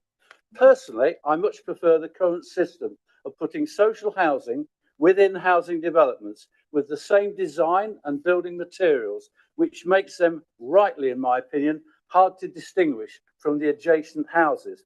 To have a mix of freehold ownership, private rented, affordable homes, resident housing providers at rental, shared ownership, and potentially first homes where there is a 30% discount on the market price in perpetuity seems to me the best model. If we were to buy land and construct a moderate social housing unit or buy an existing house, a conservative, and please excuse the pun, cost estimate would be around £200,000 a unit. So the 199 units mentioned in the amendment would cost at least £40 million. Our current local plan requires 13,000 odd new homes. We're well on the way to achieve this. In the last 10 years, there's been 6,000 new homes completed, and there were 1,150 in 22-23, which is the highest since the early 1980s for this council. About 20 new homes a week, 20 new homes a week. And of course, of these, roughly a third were affordable. This week is National Empty Homes Week, and we have issued a press release today to urge empty property homeowners to bring their property back into use with a range of assistance from this council. We reduced the number of empty homes in Rushcliffe by 10% between 2019 and 2023, and we remain below the national average. I just want to pick up on section 106 and sill monies that was mentioned across the chamber a minute ago. The section 106 and sill monies that we hold in our reserves was published in January 2024 with around 1.5 million of sill and 40 million section 106. This is a significant amount of money and a large part of our reserves, I agree. But as I said at the Cabinet meeting on the 12th of December last year, in response to a question from Councillor Jen Walker, section 106 money is not, repeat, not our money, but money that we are holding as an intermediary banker between the project provider and the developer. It can take many years to accumulate sufficient money for a project such as a new school to go ahead. This budget will provide finance for a much needed new design code, the review of conservation areas, and support for communities preparing neighbourhood plans.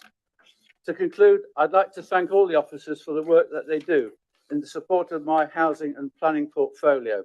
This budget will provide the finance and the resources for them to continue this work. Thank you, Madam Mayor.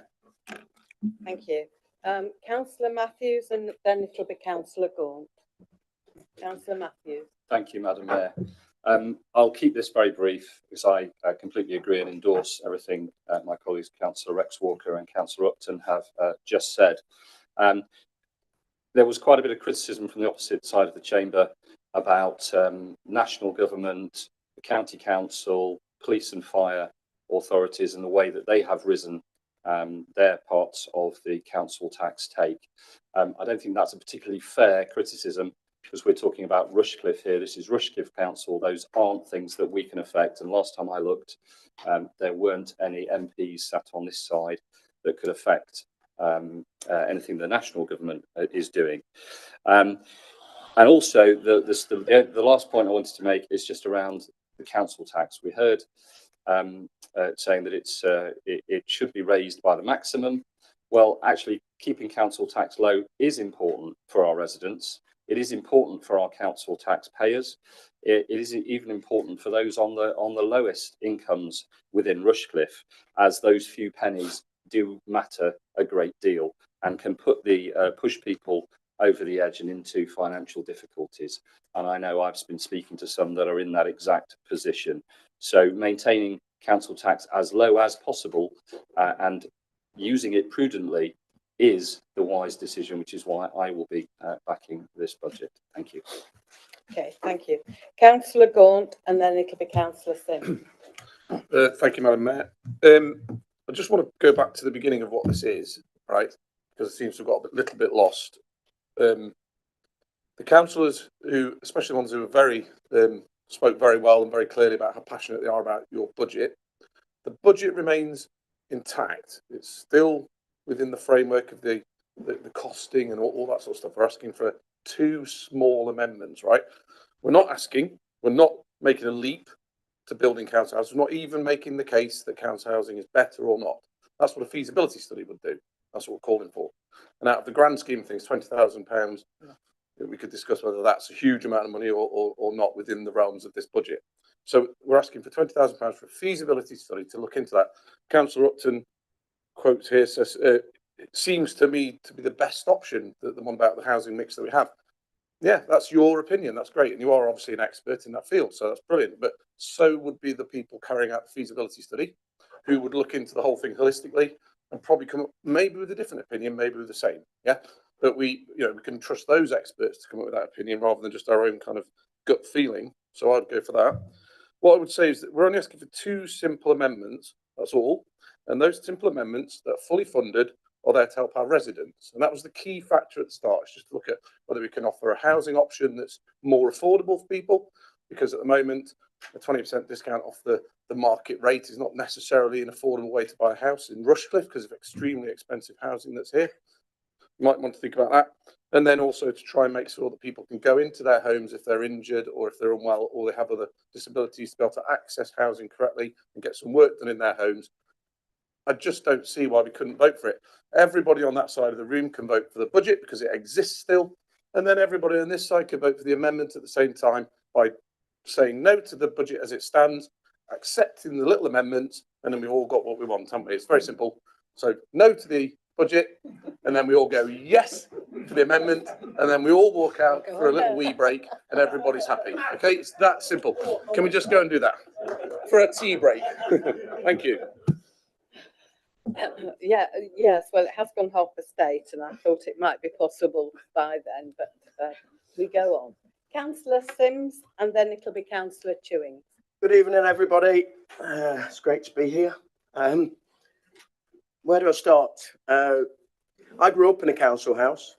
My parents benefited from the right to buy. I'm not sure whether it's over the years it's been of a benefit because we have lost our housing stock through the right to buy. And I think the right to buy is still there. So if we build more houses, they'll be sold off cheap after a certain amount of time. So I'm not sure of the benefits of that, if I'm perfectly honest. I'm a little bit confused why we're bringing it as part of the budget proposals. Why isn't this come as a proposal to council on another time when we can discuss it in full as an actual process which, because I would like, I chair a charity. I'm a board chair of a charity that services the homeless and the disadvantaged. So I understand the need for housing totally. I've been out on the streets and understand that, talking to people. So I get that, but I don't know why we've muddied the waters on what I think is a very good budget, a very sensible budget. So that's where I'm going on that one. I would be willing to listen and hear and share ideas, because I have ideas about housing. So I'd love that. But here and now, I'm not so sure. The other thing that I want to address, which isn't part of the amendment, but has been talked about tonight, is about us bragging about being Rushcliffe, about being out of debt. Well, I've developed lots of careers over my time as a manager in local government and then some. And I always say to people, sing your own praises because nobody else will sing them for you. I always say that to my staff, sing them, sing it out loud. If you've done something, if you've been successful, tell people. Because people, especially the British, go, oh, we don't like success. So sing it out loud. I'm singing it out loud that we're no debt as a council. I'm singing it out loud that we're building leisure centres when other councils are shutting them down. I'm singing it out loud that there's a dead centre in Rushcliffe now. Sorry, I'm making a bit of a joke, but I'm singing it out loud that we have a new crematorium, state-of-the-art crematorium. I'm singing it out loud in Cottgrave, what we're doing in Cottgrave. I'm singing it out loud. We are out of debt. We have no debt. I'm not paying interest for servicing debt at Rushcliffe. And you're not paying interest on servicing debt. And I totally agree with Councillor Birch that there's lies, damn lies and statistics, but that goes in more than one way. So that's what I would say. Sing it out loud because Rushcliffe and this budget is great. And that's all I'm going to say. Sorry, but I make no apologies, but I've just apologised, so I'll shut up now. Thank you. Councillor Chewings and then it's Councillor Barney. And then it might be the next stage. Thank you, Madam Mayor. First of all, I'd like to express my gratitude to Peter Linfield and his team for the hard work they've done for this meeting. Moving on to Labour's alternative budget, I'm saddened in how we've debated this today. Surely we should be given an option to vote for the amendment before the original budget, as we would do with a normal motion. This would allow debate and a position of this council. So I ask the next year, officers and leaders look at this in the future, and we look at doing things differently and more productively to allow that debate. Right then, moving on to the budget. The leading group's budget as that is. So what can I say? We've heard once again from Councillor Clark Leam about our financial position, the lowest in Nottinghamshire and one of the lowest in the country. This has also been peddled out in numerous releases to the public and the press, no doubt to steer them away from the real headlines of this budget. Parking increased up by 40%, or up to by 40% in West Bridgford, at a time we're entering a Conservative recession. Surely we should be encouraging people into our town centres, not discouraging them. Park increased by up to 200% for Rushcliffe Country Park. Cuts to the Disability Living Grant. Easy to say, but what about those residents that depend on that grant? These cuts will affect them significantly. They depend on this grant to enable them to bathe, live independently through adaptations. This cut will cause delays and further suffering to some of our most vulnerable residents of Rushcliffe. Reduction in the reserves from 8.7 million to 7.4 million, a reduction by some 12%. Is this sustainable? In Councillor Clark's open speech, he made a very clear statement. Excellent medium-term financial strategy. What he does not mention, though, is that this strategy highlights a nearly £1.6 million deficit at the end of those 5 years. What does that mean? That means that down the line, there will be either further cuts or significant rises in taxes. As my colleague, Councillor Birch, mentioned a short while ago, last year we discovered that the Conservative administration wasted nearly £10,000 on the MJ wards and the knees up in London.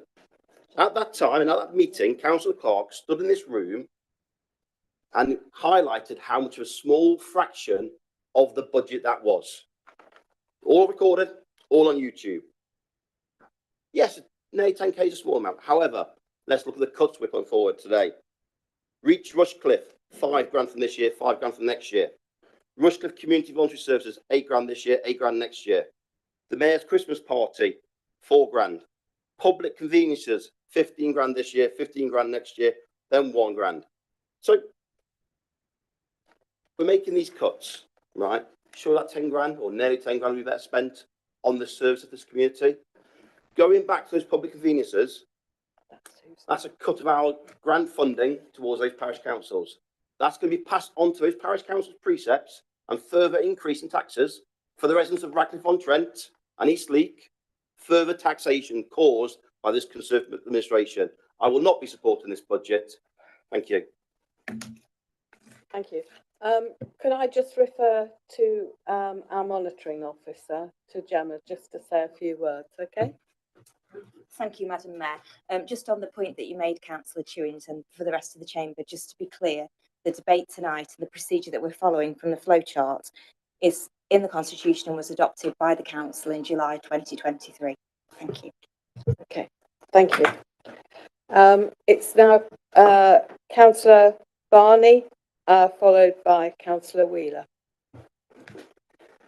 Thank you very much, Madam Mayor. I'd like to also start by thanking officers at this council, actually not for their work on the budget, although obviously that's been said by many and I concur with that, but for the incredible service and support that I received and some of my residents received during the dark days of flooding that we've experienced in recent weeks. I had special thanks to Dave Banks and his team who were there, our knights in shining armour, day in, day out, through some of the worst flooding I've seen since my childhood in Sutton Bonington. Really horrific stuff, and over multiple days as well.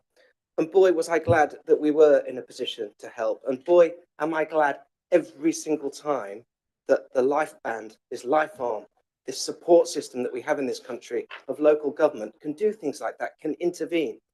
And every day in my role at the county council in the last 2 years that I've been portfolio holder for adult social care. My goodness, to the core of my being, am I glad, am I delighted that we have this incredible support system in this country. Other countries in the world don't have it. We're so privileged. It's remarkable. It's incredible. It's phenomenal. And it really, really matters to people's lives. Okay. Now, when I hear the other speakers speaking. Sorry, Councillor Barney. You have a. I have a point of order, Madam Mayor. Yes. Could Councillor Barney get to the point, please? He's not said anything about the budget yet. Thank you. Continue. All of that was to set the scene for government finances. It was all about the budget, actually, Councillor Thomas. But I was about to give you some praise, because when you made your comments, I heard the voice of compassion coming out. When you talk about management charges in East League, when you talk about I agree with you, the horrible way in which residents are treated through management charges, it's awful. It goes to the core of your being, and you want to make a change.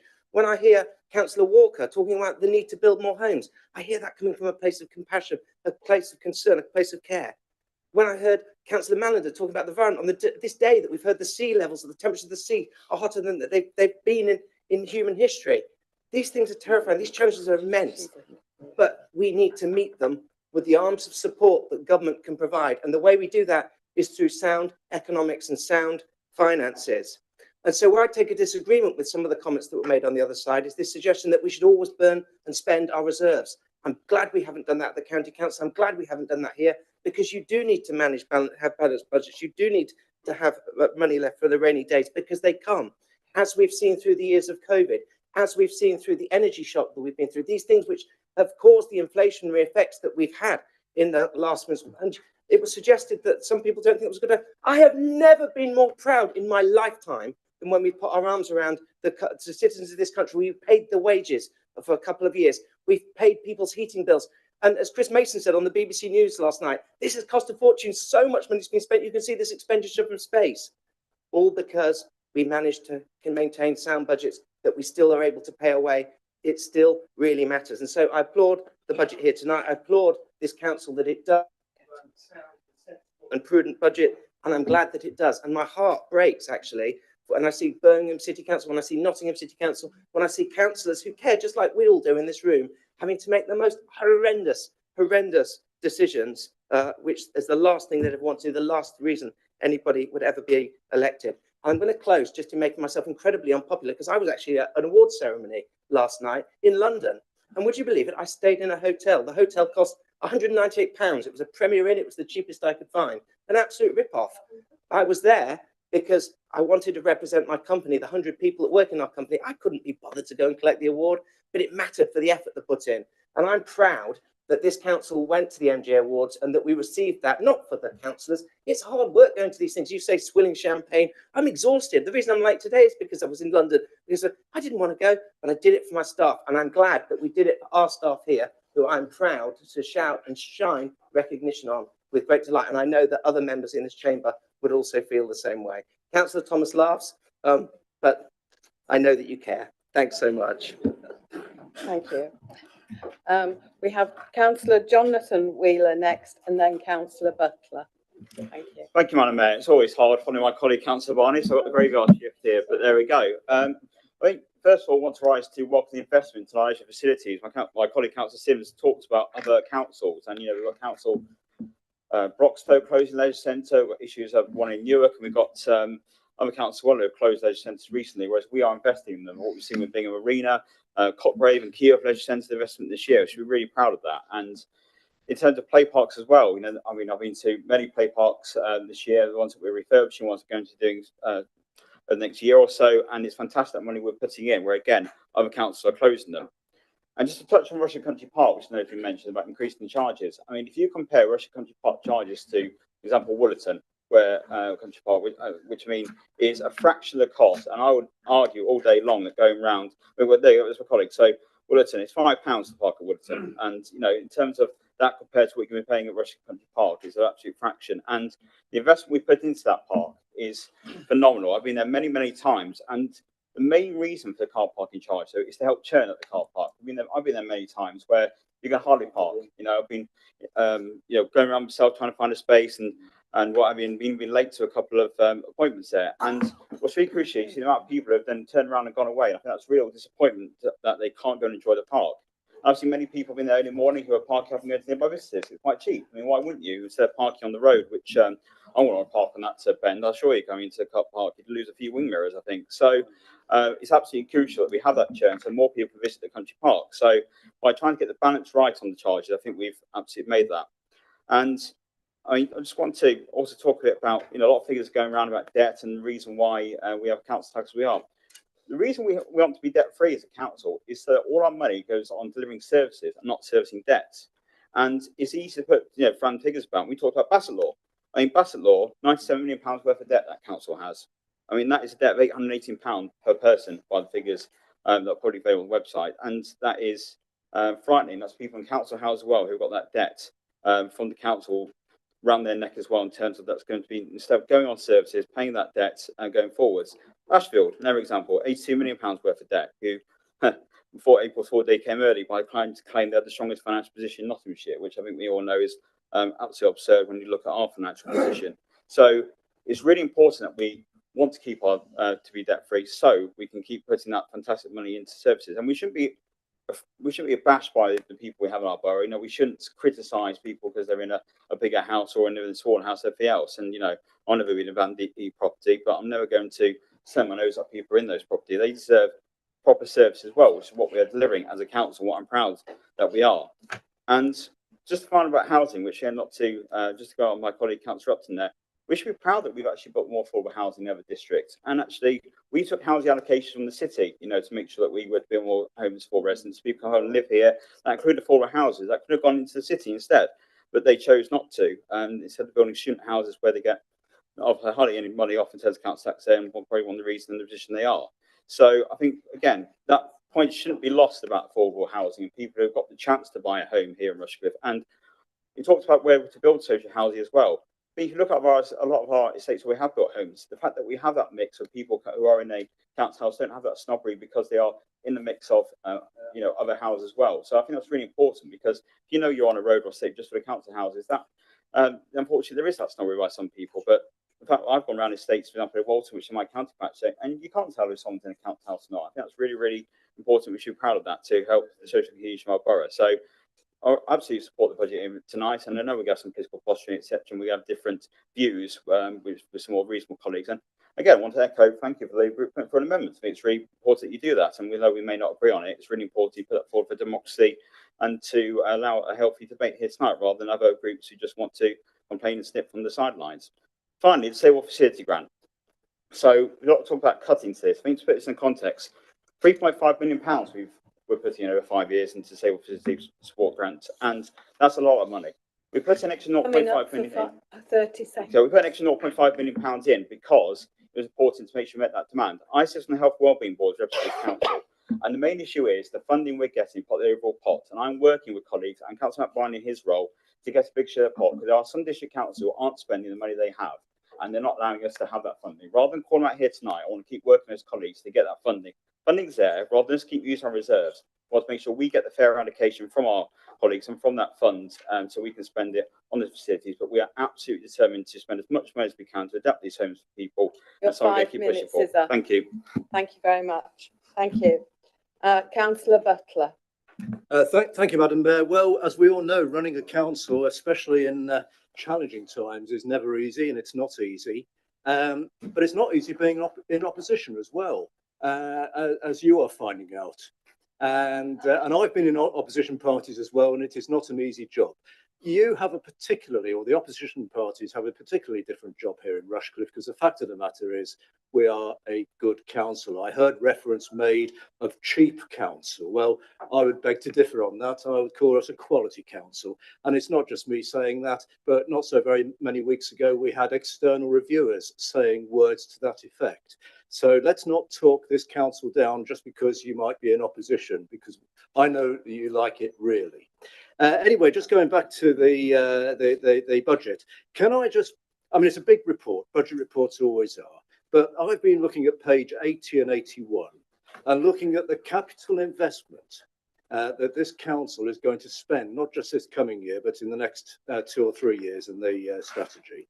And just look at it. There are this year or this coming year alone, there are over 20 capital schemes worth nearly £8 million that this council is investing and spending in Rushcliffe on projects and facilities for our residents and the businesses that we are here to serve and represent and support.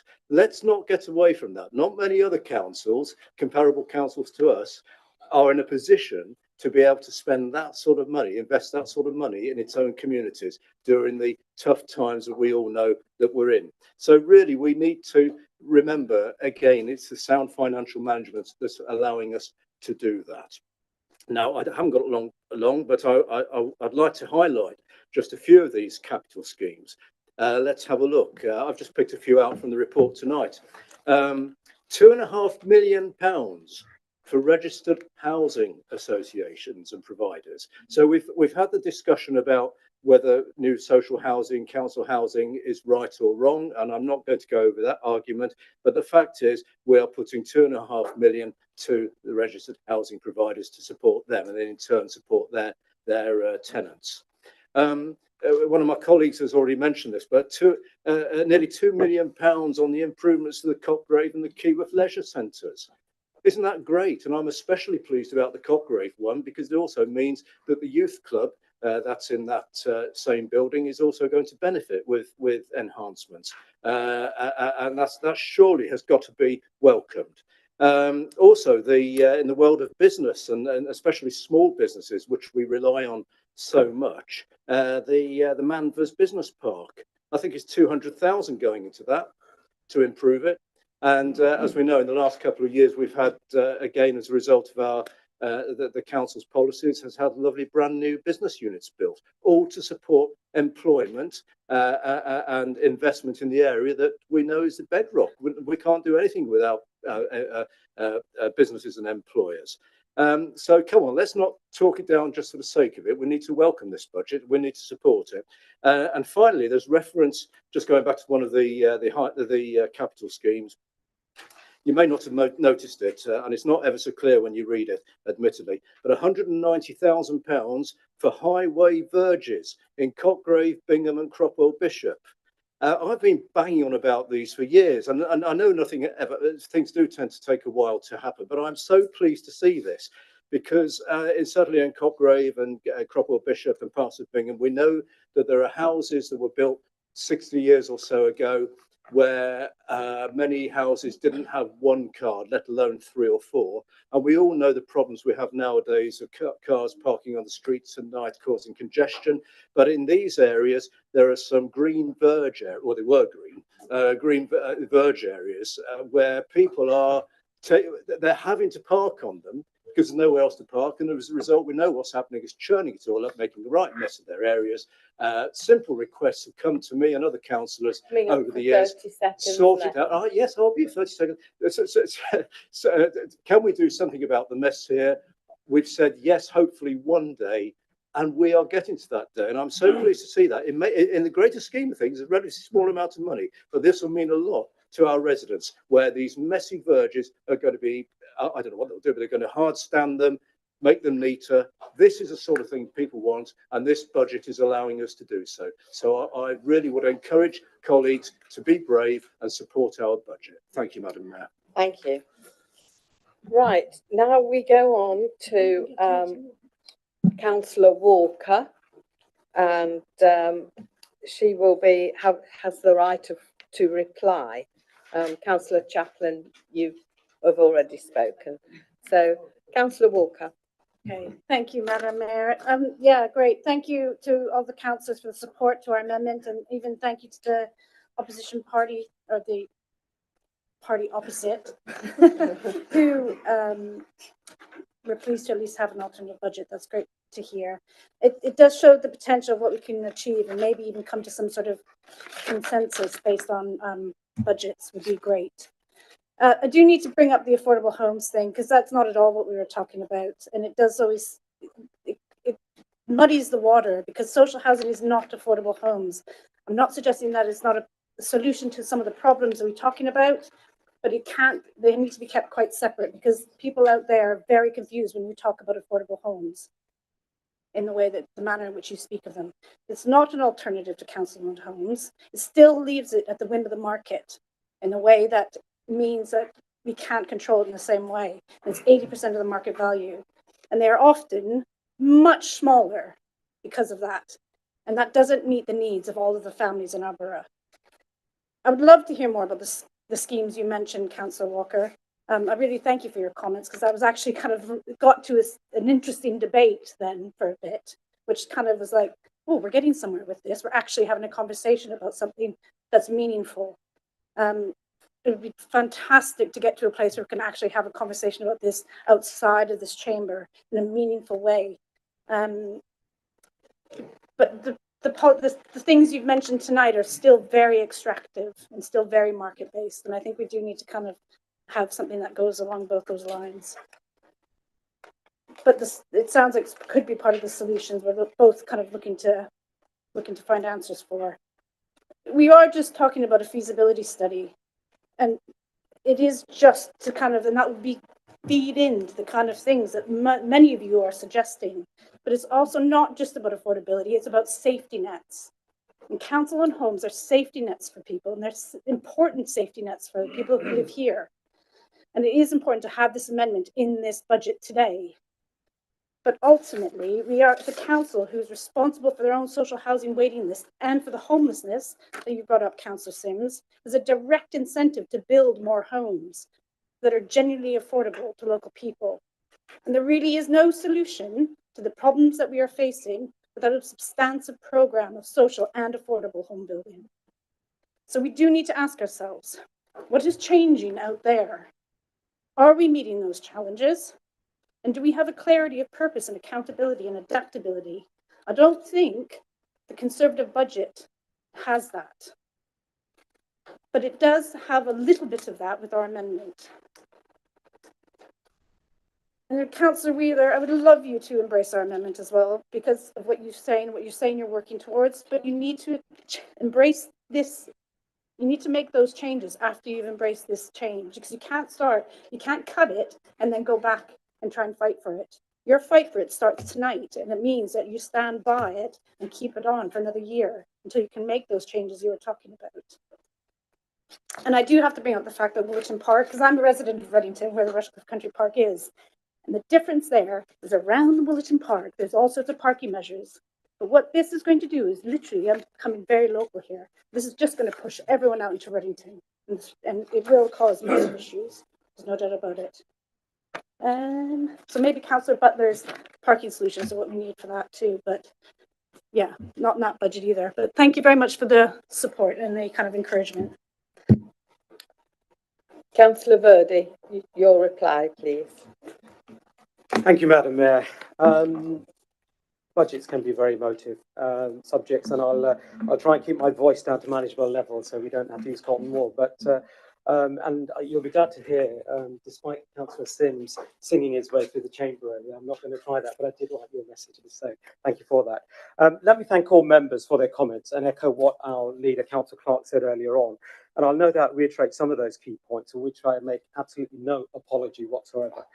It was only yesterday the Chancellor was talking about the nation's budget, and I stand here as the Council's finance portfolio holder to commend what we believe is an excellent budget in what remains very, very challenging financial circumstances, which you've all acknowledged, where external instability has become the new normal.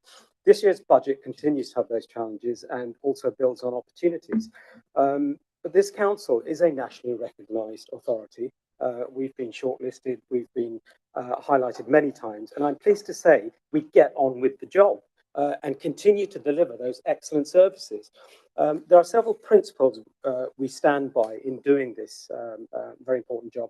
That's to be prudent, and that what we do is both affordable now and sustainable in the future. We will continue to act responsibly and not take reckless decisions which cannot be funded. And of course, we always look to be innovative and more productive when delivering the bold ambitions of our corporate strategy. The budget is underpinned by sound financial management and the ongoing diligence which Peter and his team have been undertaking. And I would like to thank all officers for their financial acumen in regards to how they've produced this budget with us. And we are one of the few councils who have signed accounts, would you believe? That may sound insignificant, but let's not forget there are councils, some very close neighbours, who are still having their accounts from 2-3 years ago audited. How they're making decisions, I'm not quite sure, but I can see the results of some of those inefficiencies in the process. Despite these challenges, and as evidenced in this discussion this evening and in this debate, there are lots of hard decisions to make, and we've made those. But we continue to deliver excellent services, and we work proactively with our partners to provide better and more cost-effective solutions and finding savings where we can. And our transformation programme has been referenced with regards to that. And this does contrast, despite the fact we may want to deny it, with a dire situation and councils finding themselves in making sweeping cuts in their services. And we've heard about lots of those. So I don't think our achievement should be underestimated and be taken for granted. Very easy to do that on paper, but we have and do continue to achieve a lot. Thankfully, this council has no debt, along with the ball and chain of managing and servicing that debt. Again, we've talked about spending more money, we've made hard decisions, and the reason we don't have debt is because we've made those decisions in a prudent and controlled manner. And yes, I'm very happy to be able to be in this position, unique position, to make such a statement that we're debt-free. When we need to borrow, we will, but it needs to be fully funded. In other words, and I have already highlighted this, but prudent sustainability and affordability should be etched in our memories and underwrite all of our decisions. With news channels reminding us daily of the pressures faced by councils across the UK, we are in a much better position. Why deny that? There are challenging and hard decisions to be made, and there's been some very productive and engaging debate here, and there is no reason we cannot, on an ongoing basis, looking at our finances, look at opportunities, and look at some of the suggestions in an engaging, and I did note earlier on, I think Councillor Walker mentioned this budget process perhaps not being participative or collegiate or engaging. I would like to remind members that it's been going on for a number of months. We've had workshops, we've had members contacting Pete, the finance team, myself, and in fact, sometimes fielding 12 questions a day. So it's been incredibly engaging and participative. And I think members have had the opportunity to come back, consult their residents and be a part of that process. So I do take issue with that. Both in the past and currently, we've taken decisive action where we can. And that includes to invest to save money and also to continue to manage our reserves carefully. Reserves keeps coming up. Yes, we have reserves, but those haven't just landed through the roof. They are there because of that financial management control and prudent approach which we've had. And as Councillor Upton reminded us, actually, a majority of that is Section 106. That's not our money. And the remainder is actually made up of earmarked reserves and what we need to continue to pay the bills, our working capital, for want of a better expression, or operating expenditure. So reserves are there. They can be used when needed. Things change very quickly. Some authorities have gone from being in a strong financial position to very vulnerable in a short space of time. Now, I don't know about you, but as an individual, and I've worked in the public, commercial, private sectors, reserves aren't a bad thing. They avoid that cliff edge. They are there for a reason. They help you manage those unforeseen circumstances. So let's not, again, keep going back to reserves and earmarking those for expenditure which we're not clear yet how that can be funded.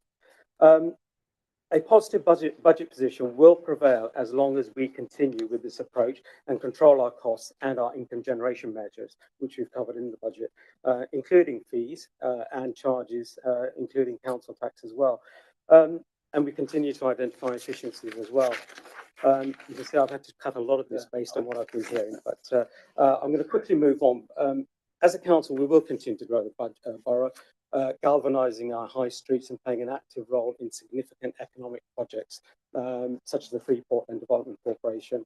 I'm proud that we can present a budget that enables us to provide excellent services it delivers an ambitious programme whilst keeping council tax as one of the lowest in the country. Now, if we don't believe that, I suggest members go home and check their council tax bills, and perhaps they might want to compare them to other authorities where 10% or more increases are being applied. Going back to some of the points specifically made by members this evening, I think my colleagues have covered a lot of those, but a couple of them. Regarding our tax take, yes, it is higher from a greater proportion of high value properties, but let's just put this into Councillor context. Birdie, 30 seconds. We do receive the benefit of higher business rates. We do receive the benefit of higher tax takes, but we also have a very low business rate tax take, which means the combined level actually puts us at the bottom of our district neighbours. So I think in summary, this budget is, as Councillor Clark said earlier this evening, it's robust, it is affordable, Okay, and most thank importantly, it's balanced and it delivers. Thank you, Madam Mayor. Thank you very much. Councillor Clark, you have 5 minutes. Thank you, Madam Mayor. Over several years, I have criticised the Labour group for not bringing forward an alternative budget, and I think that's Councillor Gaunt and I have sort of exchanged robust words, shall we say, across the chamber in the past. So it is only fair, and I do mean it, Madam Mayor, that I welcome, applaud, and I thank the Labour group for proposing an alternative, because that provides the debate. So it is only fair that I say that. And Councillor Walker mentioned it's legally balanced, of course, otherwise Section 151 officer wouldn't have allowed it to come into this chamber if it had not been legally valid. So no issues with that whatsoever. We can talk about the council tax rates for forever and a day, and people can quote all sorts of different things. We are using what is the recognised, if you like, industry standard of Band D, and that tells us that Rushcliffe has the lowest council tax in the county and one of them in the country. So here's some of the comments about our strapline about great place. It's almost as though we're having to apologise for Rushcliffe being a great place to live. Well, sorry if it's a great place to live. Oh dear, I'm really sorry. I'm sure that everybody that is clamouring to come and live in Rushcliffe has been forced to come and live here and don't really want to live in such a great place. So, you have to just moderate accusations occasionally. I'm reminded that Councillor Walker mentioned Fareham developments, which reminds me about the affordable housing. And I just wanted to highlight that at Fareham, there's, I believe, something in the order of 110 affordable houses already being completed. And they only started building a few minutes ago, so they've done extremely well. And not to mention, because we haven't mentioned it yet, Abbey Road, fantastic 21 affordable housing units, and all the houses on that development conform to A rating of the energy efficiency. So that just shows that this council is pushing and contributing to helping save the environment. Mentioning the great place as well, just remember, satisfaction rates don't happen by accident. We have, in the past, we have actually attained the best satisfaction rate in the country, and we are regularly up there at the top of the table for resident satisfaction rates.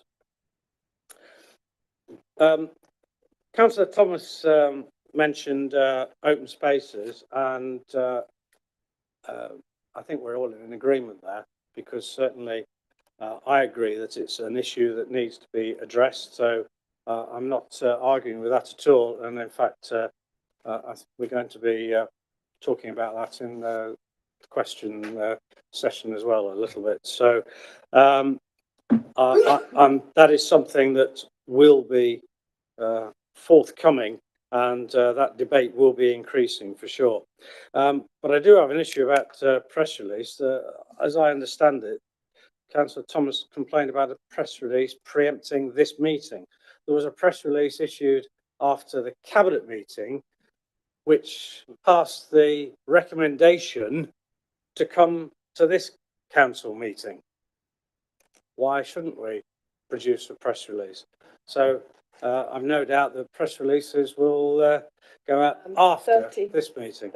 Well, that's absolutely fine, Madam Mayor, because rather than have to go through and answer all the comments that are being made, I think it is just fair to say that we're talking about prudent, we're talking about sustainable, we're talking about legal, and so I think even now, I would hope that everybody can support this budget. Thank you, Madam Mayor. Thank you. Right, now then, I'm just going to go through that. I'm advising that the budget proposed by Councillor Clark will be voted on first, and it will be a recorded vote, and councillors will be asked to call out their vote when asked to do so by the monitoring officer. Okay, Mrs. Dennis, take the vote, please. Councillor Barney. Councillor Birch. Councillor Bird. Councillor Brennan. Councillor Brown. Councillor Butler. Councillor Calvert. Councillor Chaplin. Against. Councillor Chewings. Against. Councillor Clark. For. Councillor Cumberlack. For. Councillor Cotty. For. Councillor Edivine. For. Councillor Ellis. For. Councillor Fletcher. Against. Councillor Gaunt. Against. Councillor Georgia. Against. Councillor Gowland. Councillor Grocott. Against. Councillor Inglis. For. Councillor Richard Mallender. Against. Councillor Sue Mallender. Against. Councillor Mason. For. Councillor Matthews. For. Councillor Om.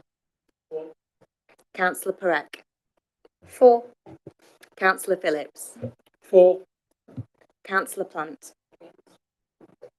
Councillor Polenta. Councillor Regan. For. Councillor Sims. Councillor Solomon. For. Councillor Thomas. Against. Councillor Upton. For. Councillor Verdi. For. Councillor Jen Walker. Against. Councillor Rex Walker. For. Councillor Way. Against. Councillor Wells. For. Councillor Gordon Wheeler. For. Councillor Jonathan Wheeler. For. Councillor Williams. For.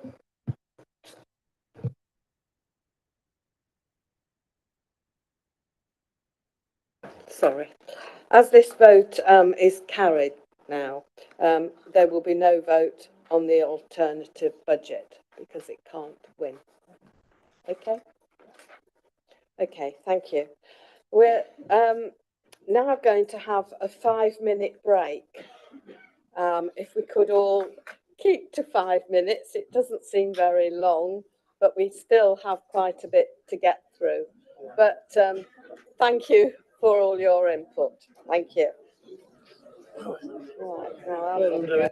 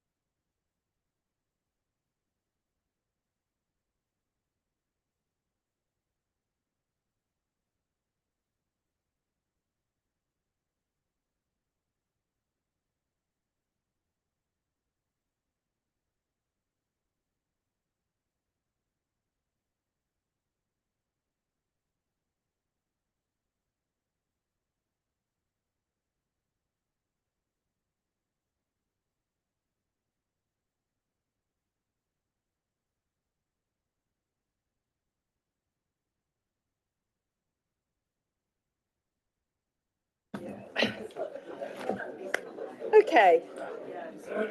I think we have everybody back. Excuse me, Mayor speaking. I think everybody's back now. So we'll go on just the leader. Madam Mayor, could I just interject just for a second? Could I propose, please, that we extend the time under the Constitution, extend the time by half an hour to 10:30? Yes, okay. And I have been asked, and it does mean we finish at 10:30. So we need a vote on that. It does finish at 10:30 though.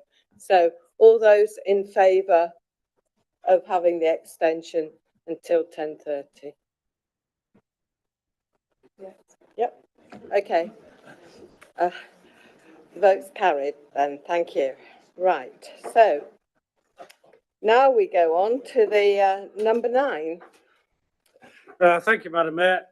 So as time is getting on agenda item 9, page 165. This is, we always say this is a purely technical motion. There's nothing really to discuss here because we've just discussed it.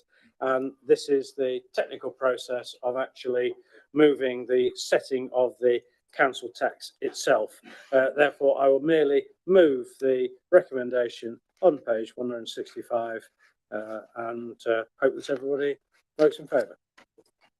Seconder, Councillor Verdi. You seconding. Thank you, Madam Mayor. I'll be seconding this motion, and hopefully I won't need the time if I reserve the right to speak. Thank you. Okay, thank you. Councillor Gowland. Thank Are you. You're speaking for Labour, yeah. Yes, sorry. Yeah, thanks. So at the risk of repeating a few facts, Rushcliffe takes more council tax, even though the rate is lower. It's about £847 for each of us, compared to £700 in Gedling, or £473 in the city. And Councillor Verdi, core spending power, which includes the rates, 11.7 million for Gedling, 11.8 for Mansfield, 12.8 for Rushcliffe. But the councils also get the money from central grants. Central grants keep going down and down. Overall, grants funding has gone from 30% of council tax to council tax has gone from less than 30% to over 50% in the last 14 years. So the Tory government has deliberately pushed taxes into council tax from the richest to the poorest. It's a regressive tax. The government settlement funding, central grants, basically is about, including the county amounts, because that's fair. It's about 1,100 per household in Mansfield, Gedling, and Rushcliffe. It's about 410 in the city. And as Councillor Mellon, who I'm proud to mention, said this week, overall core spending power has been slashed, especially to the poorest councils. So Rushcliffe is asking to take more money from its residents to put in the bank. I've been told today, lectured today, about the importance of reserves. I understand the importance of reserves. I certainly do. But I also point out we're a council. We're not, a company. We're not an organisation. So we need reserves, but we do have a guaranteed income in terms of council tax. I also remember sitting through one of my very first political meetings back in the 80s, being told how it's bad for councils to have debt, because that means they're paying interest to interest to banks. That meeting was being led by Ken Livingstone and John MacDonald. So I agree with you on that. We don't want debt. But we aren't reducing our debt. We're increasing our reserves. We're in a kind of negative debt situation. And right now, we're going to increase council tax, and it's not quite clear what we're doing with it.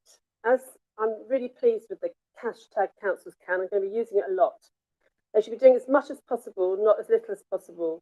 We want this money to be used to deal with real issues like cuts to disability support grants, or addressing the climate change challenges, or building council houses to help our young people and vulnerable residents.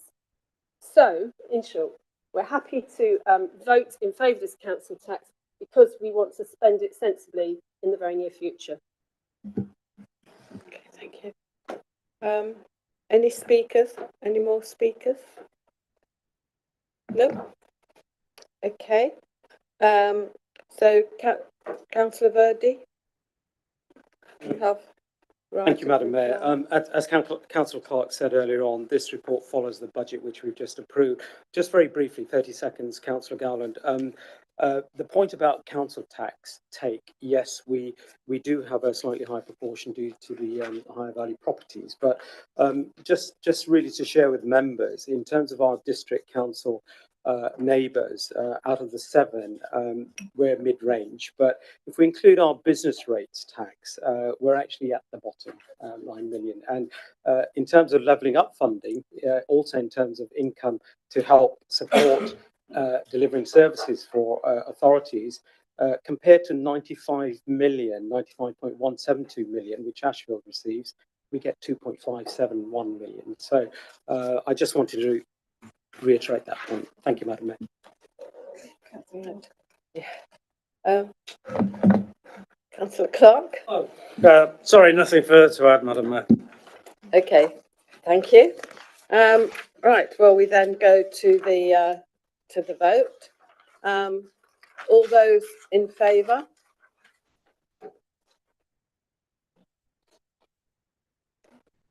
Okay, anyone against?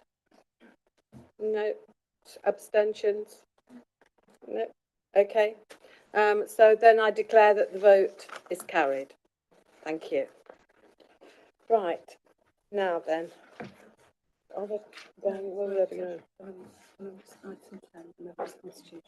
Yeah. Amendments to the Constitution. Thank you, Madam Mayor. Agenda item 10 on page 175. I should be brief on this one as well, because the amendments to the Constitution have been through the scrutiny process. And in fact, amendments went to working group and then briefly back through scrutiny as well. So the appendix that you see of the various amendments starting on page 179 are the result of those discussions. So therefore I will move the recommendation on, well, it's actually in twice, isn't it? Both paragraph 2, 175 and the recommendation at the bottom of page 176. Thank you, Madam Mayor. Thank you. Councillor Eddie. Thank you, Madam Mayor. I'd like to second the recommendation and reserve the right to speak. Okay, thank you. Councillor Calvert, I believe you're speaking for the Labour group. Thank you, Madam Mayor. Yeah, I was one of the 2 members of the Governance Scrutiny Group who were represented on the working group considering the constitutional amendments to planning committee arrangements, which were referred to in the report. The other member was Councillor Thomas. The working group made a number of positive amendments which were reported back and approved by the scrutiny group in November. These were then included in the report published as part of the agenda for full council on the 7th of December. Whilst the working group was managed in an inclusive manner, it has been disappointing that there was no explanation given to us as to why the item was withdrawn at the 11th hour from the last meeting of full council. Since then, we've been given no information as to what changes might be made to the original report until it was published last week. We did raise concerns about this at the recent meeting of the Governance Scrutiny Group and said that we would be extremely miffed if there were significant changes made without reconvening the working group. As it turns out, I cannot find any changes to the original amendments to planning committee arrangements or those of a minor presentational nature. I'd be grateful if it could be confirmed that is the case. If so, I'll be able to confirm that the Labour Group supports the recommendation. Thank you. Okay, thank you. Councillor Thomas. Yes, as the other person on the working group, as referred to by Councillor Calvert, I share his concerns really. Like him, I got the 2 versions up on the screen and did Where's Wally exercise, as he calls it, and failed to find anything very significant. But I would like it confirmed that there's nothing crept in there that we might be concerned about, having gone through a very constructive process actually in that group to work out exactly what we were going to do with those planning changes. Thank you.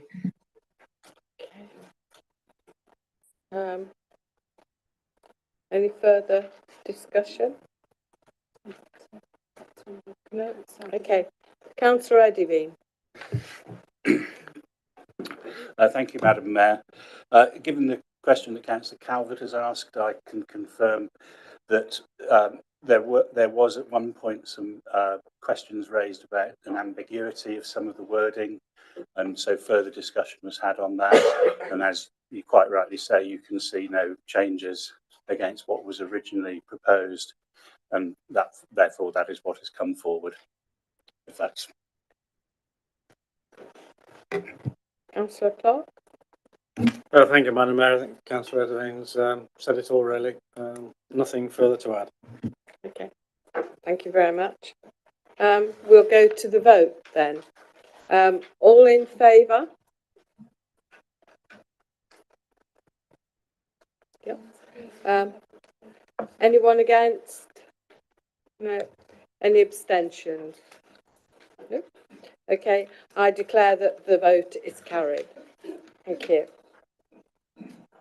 Right, now we go to this motion. Now we go to the notices of motion.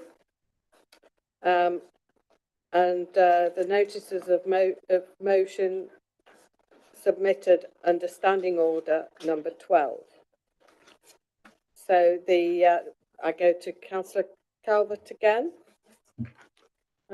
Propose the notice of motion. Yeah, okay. Thank you, Madam Chair. Yes, I would like to start by reminding members what happened to the original motion at the previous meeting of full council on the 7th of December last year. The minutes of the meeting state that Councillor Richard Mallender raised concerns that the debate was losing focus and that the issue was too important to be rushed. He asked if the motion and the amendment could be taken away and worked up on a cross-party basis to find something that everyone could support. The Chief Executive asked if he was proposing to adjourn the debate, to which Councillor Mallender agreed, and this was seconded by Councillor Jen Walker. The leader supported the adjournment proposal and committed to a cross-party discussion to draft wording that the whole chamber could sign up to.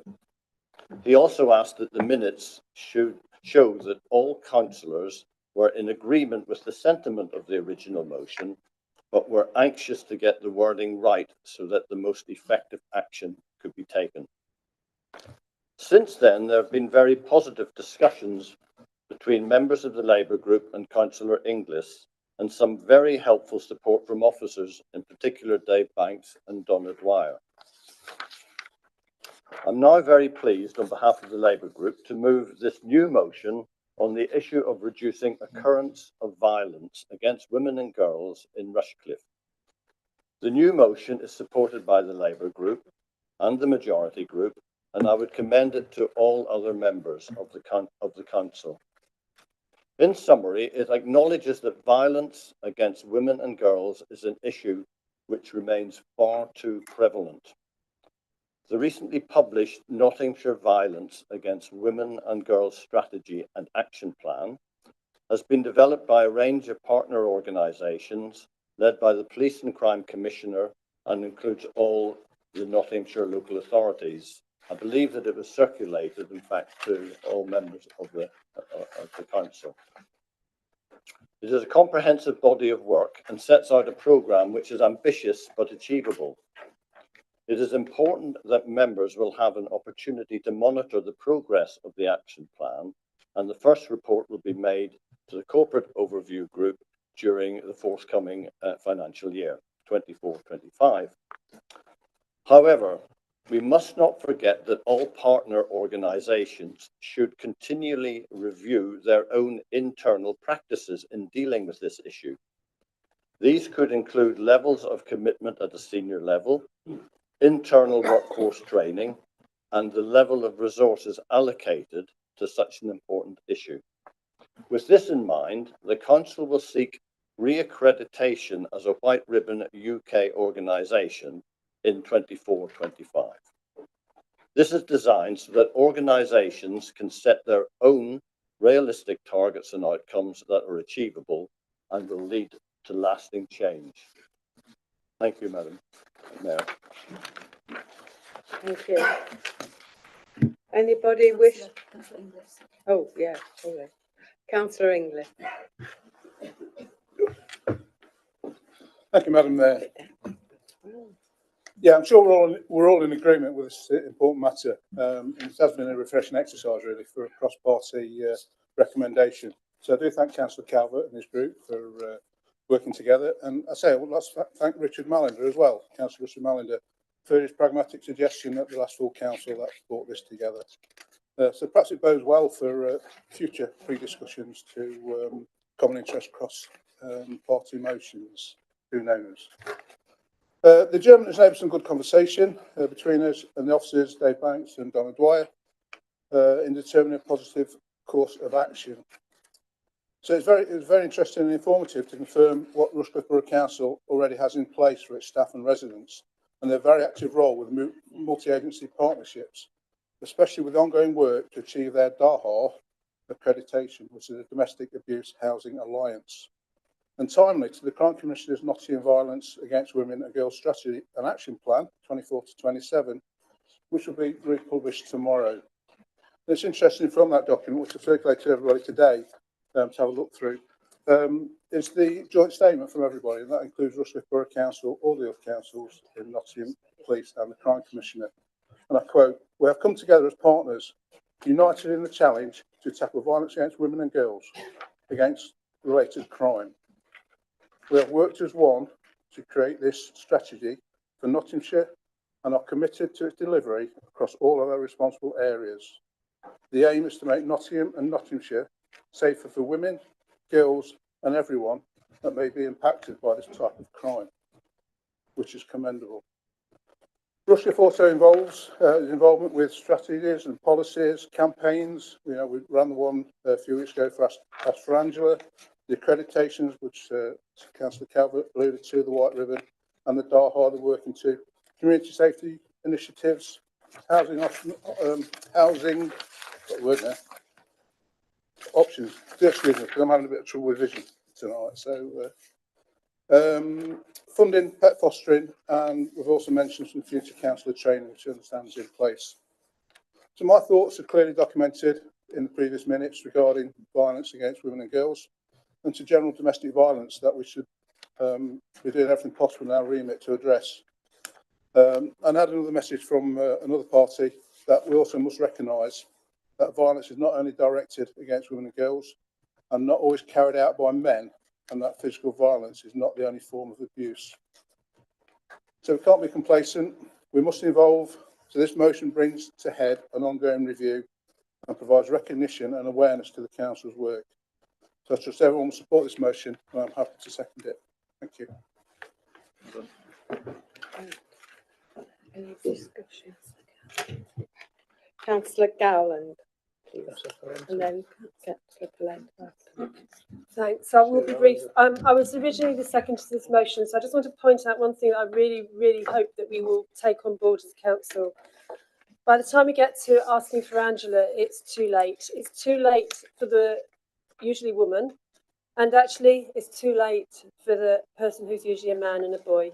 We need to work with young people. We need to work in schools. We need to work in our leisure centres to make sure that banter, teasing, generally harassing of young people, usually girls, is not normalised and is in fact discouraged, and that usually young boys are taught that this is not the right way to behave. It's not right for them. It's not right for the women. Undermines the girls' confidence. It teaches people that, you know, relationships are not meaningful. So please, can we work at that level as well as once it unfortunately gets to violence? Just do this one first. Okay. Thank you. Councillor Polenta. Yeah. Men don't abuse women because society tells them it's okay. They do it because society tells them that they are entitled to be in control. Patriarchy is by nature a system of abuse because it is a system that gives power and control to an entire gender over the other gender. Patriarchy has been the backbone of history, so it is not surprising that women are abused at statistically much higher rates than men. It is not so no wonder that in a patriarchal society, sometimes the women's equality movement seems to criticize and attract more criticism than the abusive men. According to the national crime statistics in UK, on average, one woman is killed by a man every 3 days. 90% of sexual assault victims are women, and 1 in 7 women have been injured by a partner. A 2021 YouGov poll found that among women aged 18 to 24, 97% say they have been sexually harassed, while 80% of all women of all ages say they have been experienced sexual harassment in public spaces. Not all women, of course, experience domestic violence in similar circumstances. Issues of racism, culture, language, and immigration status make the task of accessing services much more harder for Black and minority women. Therefore, it is a greater need for part of specialist services and staff. LGBT people are significantly more likely to experience domestic abuse, with data from Stonewall say that 36% of bisexual women experience domestic violence. Transgender individuals and communities experience shocking amounts of violence and discrimination, in addition to experience high rates of domestic and sexual violence. Trans and non-binary people are often the target of transphobic hate crimes. In 2019, 6% of police forces admitted referring victims of crime to the Home Office for immigration purposes, putting in a very difficult position migrant women to report domestic violence. Violence against women is significantly more prevalent because of societal misogyny. Queer women, women of color, and disabled women are even more heavily affected. This desperately needs to be talked about so we can build a safer future for women and girls, and consequently for all of us. Okay, thank you. Councillor Sue Malinda, please. Thank you, Madam Mayor. I hope this works. All I want to say is that I think I had plenty to say last time on this subject, but what I find really refreshing is we are working together in a group, in agreement, because we usually are, really. It's just that we all want to have the best for the people of Rushcliffe, and in this case, the best for mainly women and girls that are abused in all sorts of ways. And that's young girls at school and up to older women that are in relationships where there's a domineering male, usually partner. But what I want to really say is that this has happened before, and some of our most successful and best ideas have been made cross-party. If only we had proportional representation, we'd have more of this. So thank you for doing this, and thank you, Richard, for thinking of the idea in the first place. So, thank you. Thank you, Councillor Malinda. Councillor Way. Thank you, Madam Mayor. I think there's no doubt that everybody in this chamber will support this motion, as we should do. I was pleased to hear that Councillor Inglis raised the issue that violence against women, whereas the figures show it's the majority, is not the entirety of it. Men suffer from violence as well, and I'm concerned that the emphasis in schools might persuade boys that they can't come forward if they're being abused. So hopefully, once we've passed this motion, we can look ahead at providing some sort of support for people who don't come under this exact category, and also be aware that abuse takes more forms than just physical violence. And before Councillor Barney puts his hand up, I must recommend J9 training if you want to have further training on this matter. Okay, thank you. Anybody else wish to speak? No? Okay, thank you. Councillor Inglis has already spoken, so I go back to Councillor Calvert. to respond, please.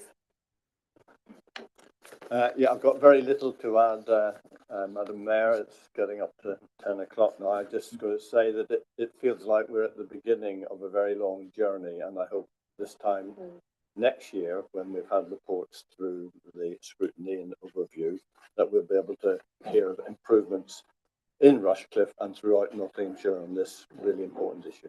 Thank you. Thank you. Yes. Okay, thank you. Well, we will now go to the vote on the motion. All in favour?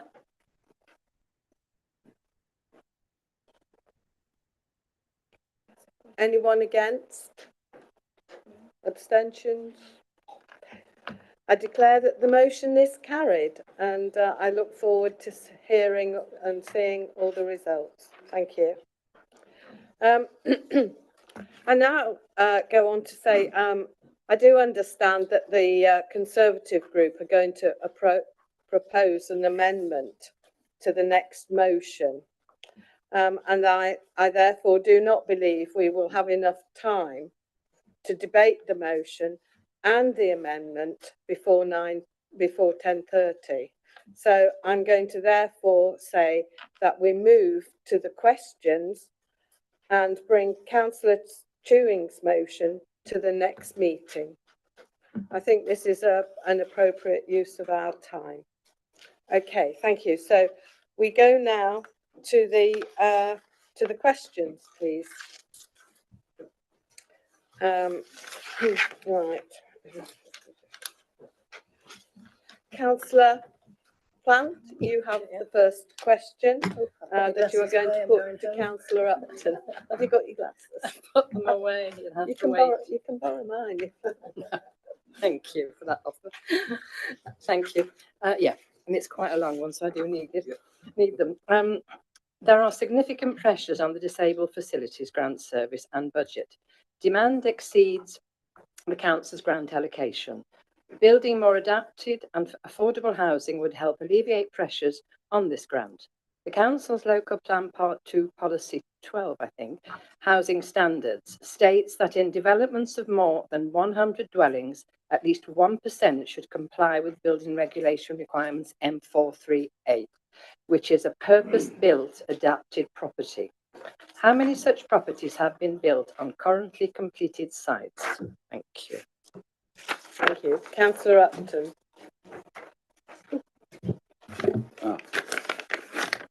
Thank you, Councillor Plant. This response will get horribly technical and horribly boring, but I've got to just say the building regulations M43A, which you refer to, there is another one next to it, M43B.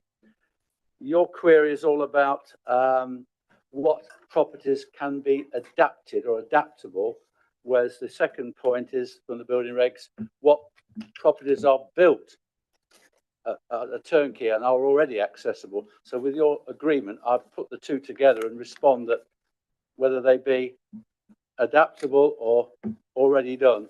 Of the schemes that we've done since our policy 12 of the Local Plan Part 2 came into force in 2019. So that's the starting point, 2019. We've got 5 developments which include the provision for, as I say, both these building regulations on adaptable or accessible dwellings for wheelchairs, etc. 3 schemes have a combined total of 12 wheelchair accessible dwellings, the B of the regulations, of which 9 have already been built, and 2 schemes have a combined total of 5 wheelchair adaptable dwellings, none of which have yet been built. So if you put the two together, you come up with 17 there. And the Gamston Fields, or the Gamston Strategic Housing Site, should deliver another 40 out of the total of the 4,000 homes that are planned to go there. So the 17, the 12, the 5, the 17, plus the 40 makes, by my maths, 57, either existing or about to be built, or with the addition of the Gamston scheme, 57 houses will be compliant with both those building regulation standards. Thank you. Thank you. Have you a supplementary question? Please, I'm that's not relevant. sure. One, could I have that response in writing, please, Councillor? Yeah, because it's a bit complicated. So I suppose does it comply with what it says in the question and the fact that in every 100 dwellings, 1% should be adapted? Yeah, simple answer is yes. Okay, thank you. Right. What will we do? Okay. Thank you. We then go to Councillor Way, who is going to put her question towards Councillor Clark. Thank you, Madam Mayor. Following the Competitions and Marketing Authority's report on the house builders market, what decisive action will Cabinet now take to stop unfair practices relating to management charges on Rushcliffe's new housing estates? Councillor Clark. Thank you, Madam Mayor. And yeah, this is a very serious issue. As I indicated in the budget speech, I'm largely in favour of the fact that this issue needs looking into very much. I agree absolutely with the importance of the issue, and we've got here because it was a result of a perfectly correct policy, but with unintended consequences and unforeseen consequences that have grown and expanded from this. So in terms of the Cabinet action, well, firstly, there's the scrutiny work that's taken place, and that will result in a report to Cabinet. It's been to the gross scrutiny meeting, so a report will come to Cabinet to set out how the council, what the council can do to respond, and hopefully this will involve trying to raise standards with management companies and developers across Rushcliffe. However, whilst that is going on, I have actually already written to Secretary of State Michael Gove to raise this matter, and it's already been raised within the LGA. I am raising it with the District Councils Network, and in fact there is a conference in a couple of weeks' time, District Council Network conference, where I shall be raising it there and asking for the issue to be taken up. I will also be lobbying the government because this isn't peculiar to Rushcliffe. This is an issue that is actually national, and the industry needs regulating. So I shall be, one of the many things that we'll be doing is lobbying the government to actually introduce regulation to control these particular companies. I think it has got to such a stage now where, in fact, some companies are actually now drawing back from some of the very onerous activities that they are carrying out. So, really, Madam Mayor, I'm just giving an assurance that there will be a lot of lobbying going on in addition to the Cabinet considering the scrutiny report. Thank you. Have you a supplementary question, Councillor Way? Yes, thank you, Madam Mayor. I'm pleased to hear that you're taking some action on this after nearly 5 years on this council of trying to bring this issue to the fore. A lot of the suggestions for what's going forward will apply to the newer estates, and you're right that some of the conditions on these management charges are changing. Do you see a way of providing some assistance to the people on the existing estates who are suffering from the worst of these charges?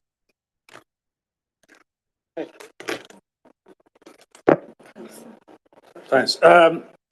Yeah, I appreciate that question, and certainly it's something that does need to be looked at. I don't have a solution and answer off the cuff tonight, but certainly if there is something that can be done to help, then I would be keen that we pursue it. I don't think that's going to be easy. It's going to be difficult, but absolutely, I agree with the sentiments involved. Councillor Thomas, would you like to put your question, please, to Councillor Clark again? Thank you, Madam Mayor. What process will be used to formulate the council's response to the consultation about the future of the county hall site, so that it reflects the views of all councillors plus the residents of West Bridgford, and ensures that this critically located site serves the community in which it's located? Thank you. Thank you, Madam Mayor. Well, I think it's best if the views of councillors and residents are expressed by themselves individually.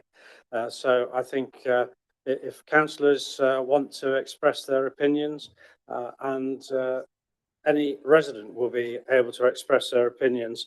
I noticed in the question you refer to West Bridgford. I'm sure that there'll be people in other parts of the borough that may wish to respond as well, not just limited to West Bridgford.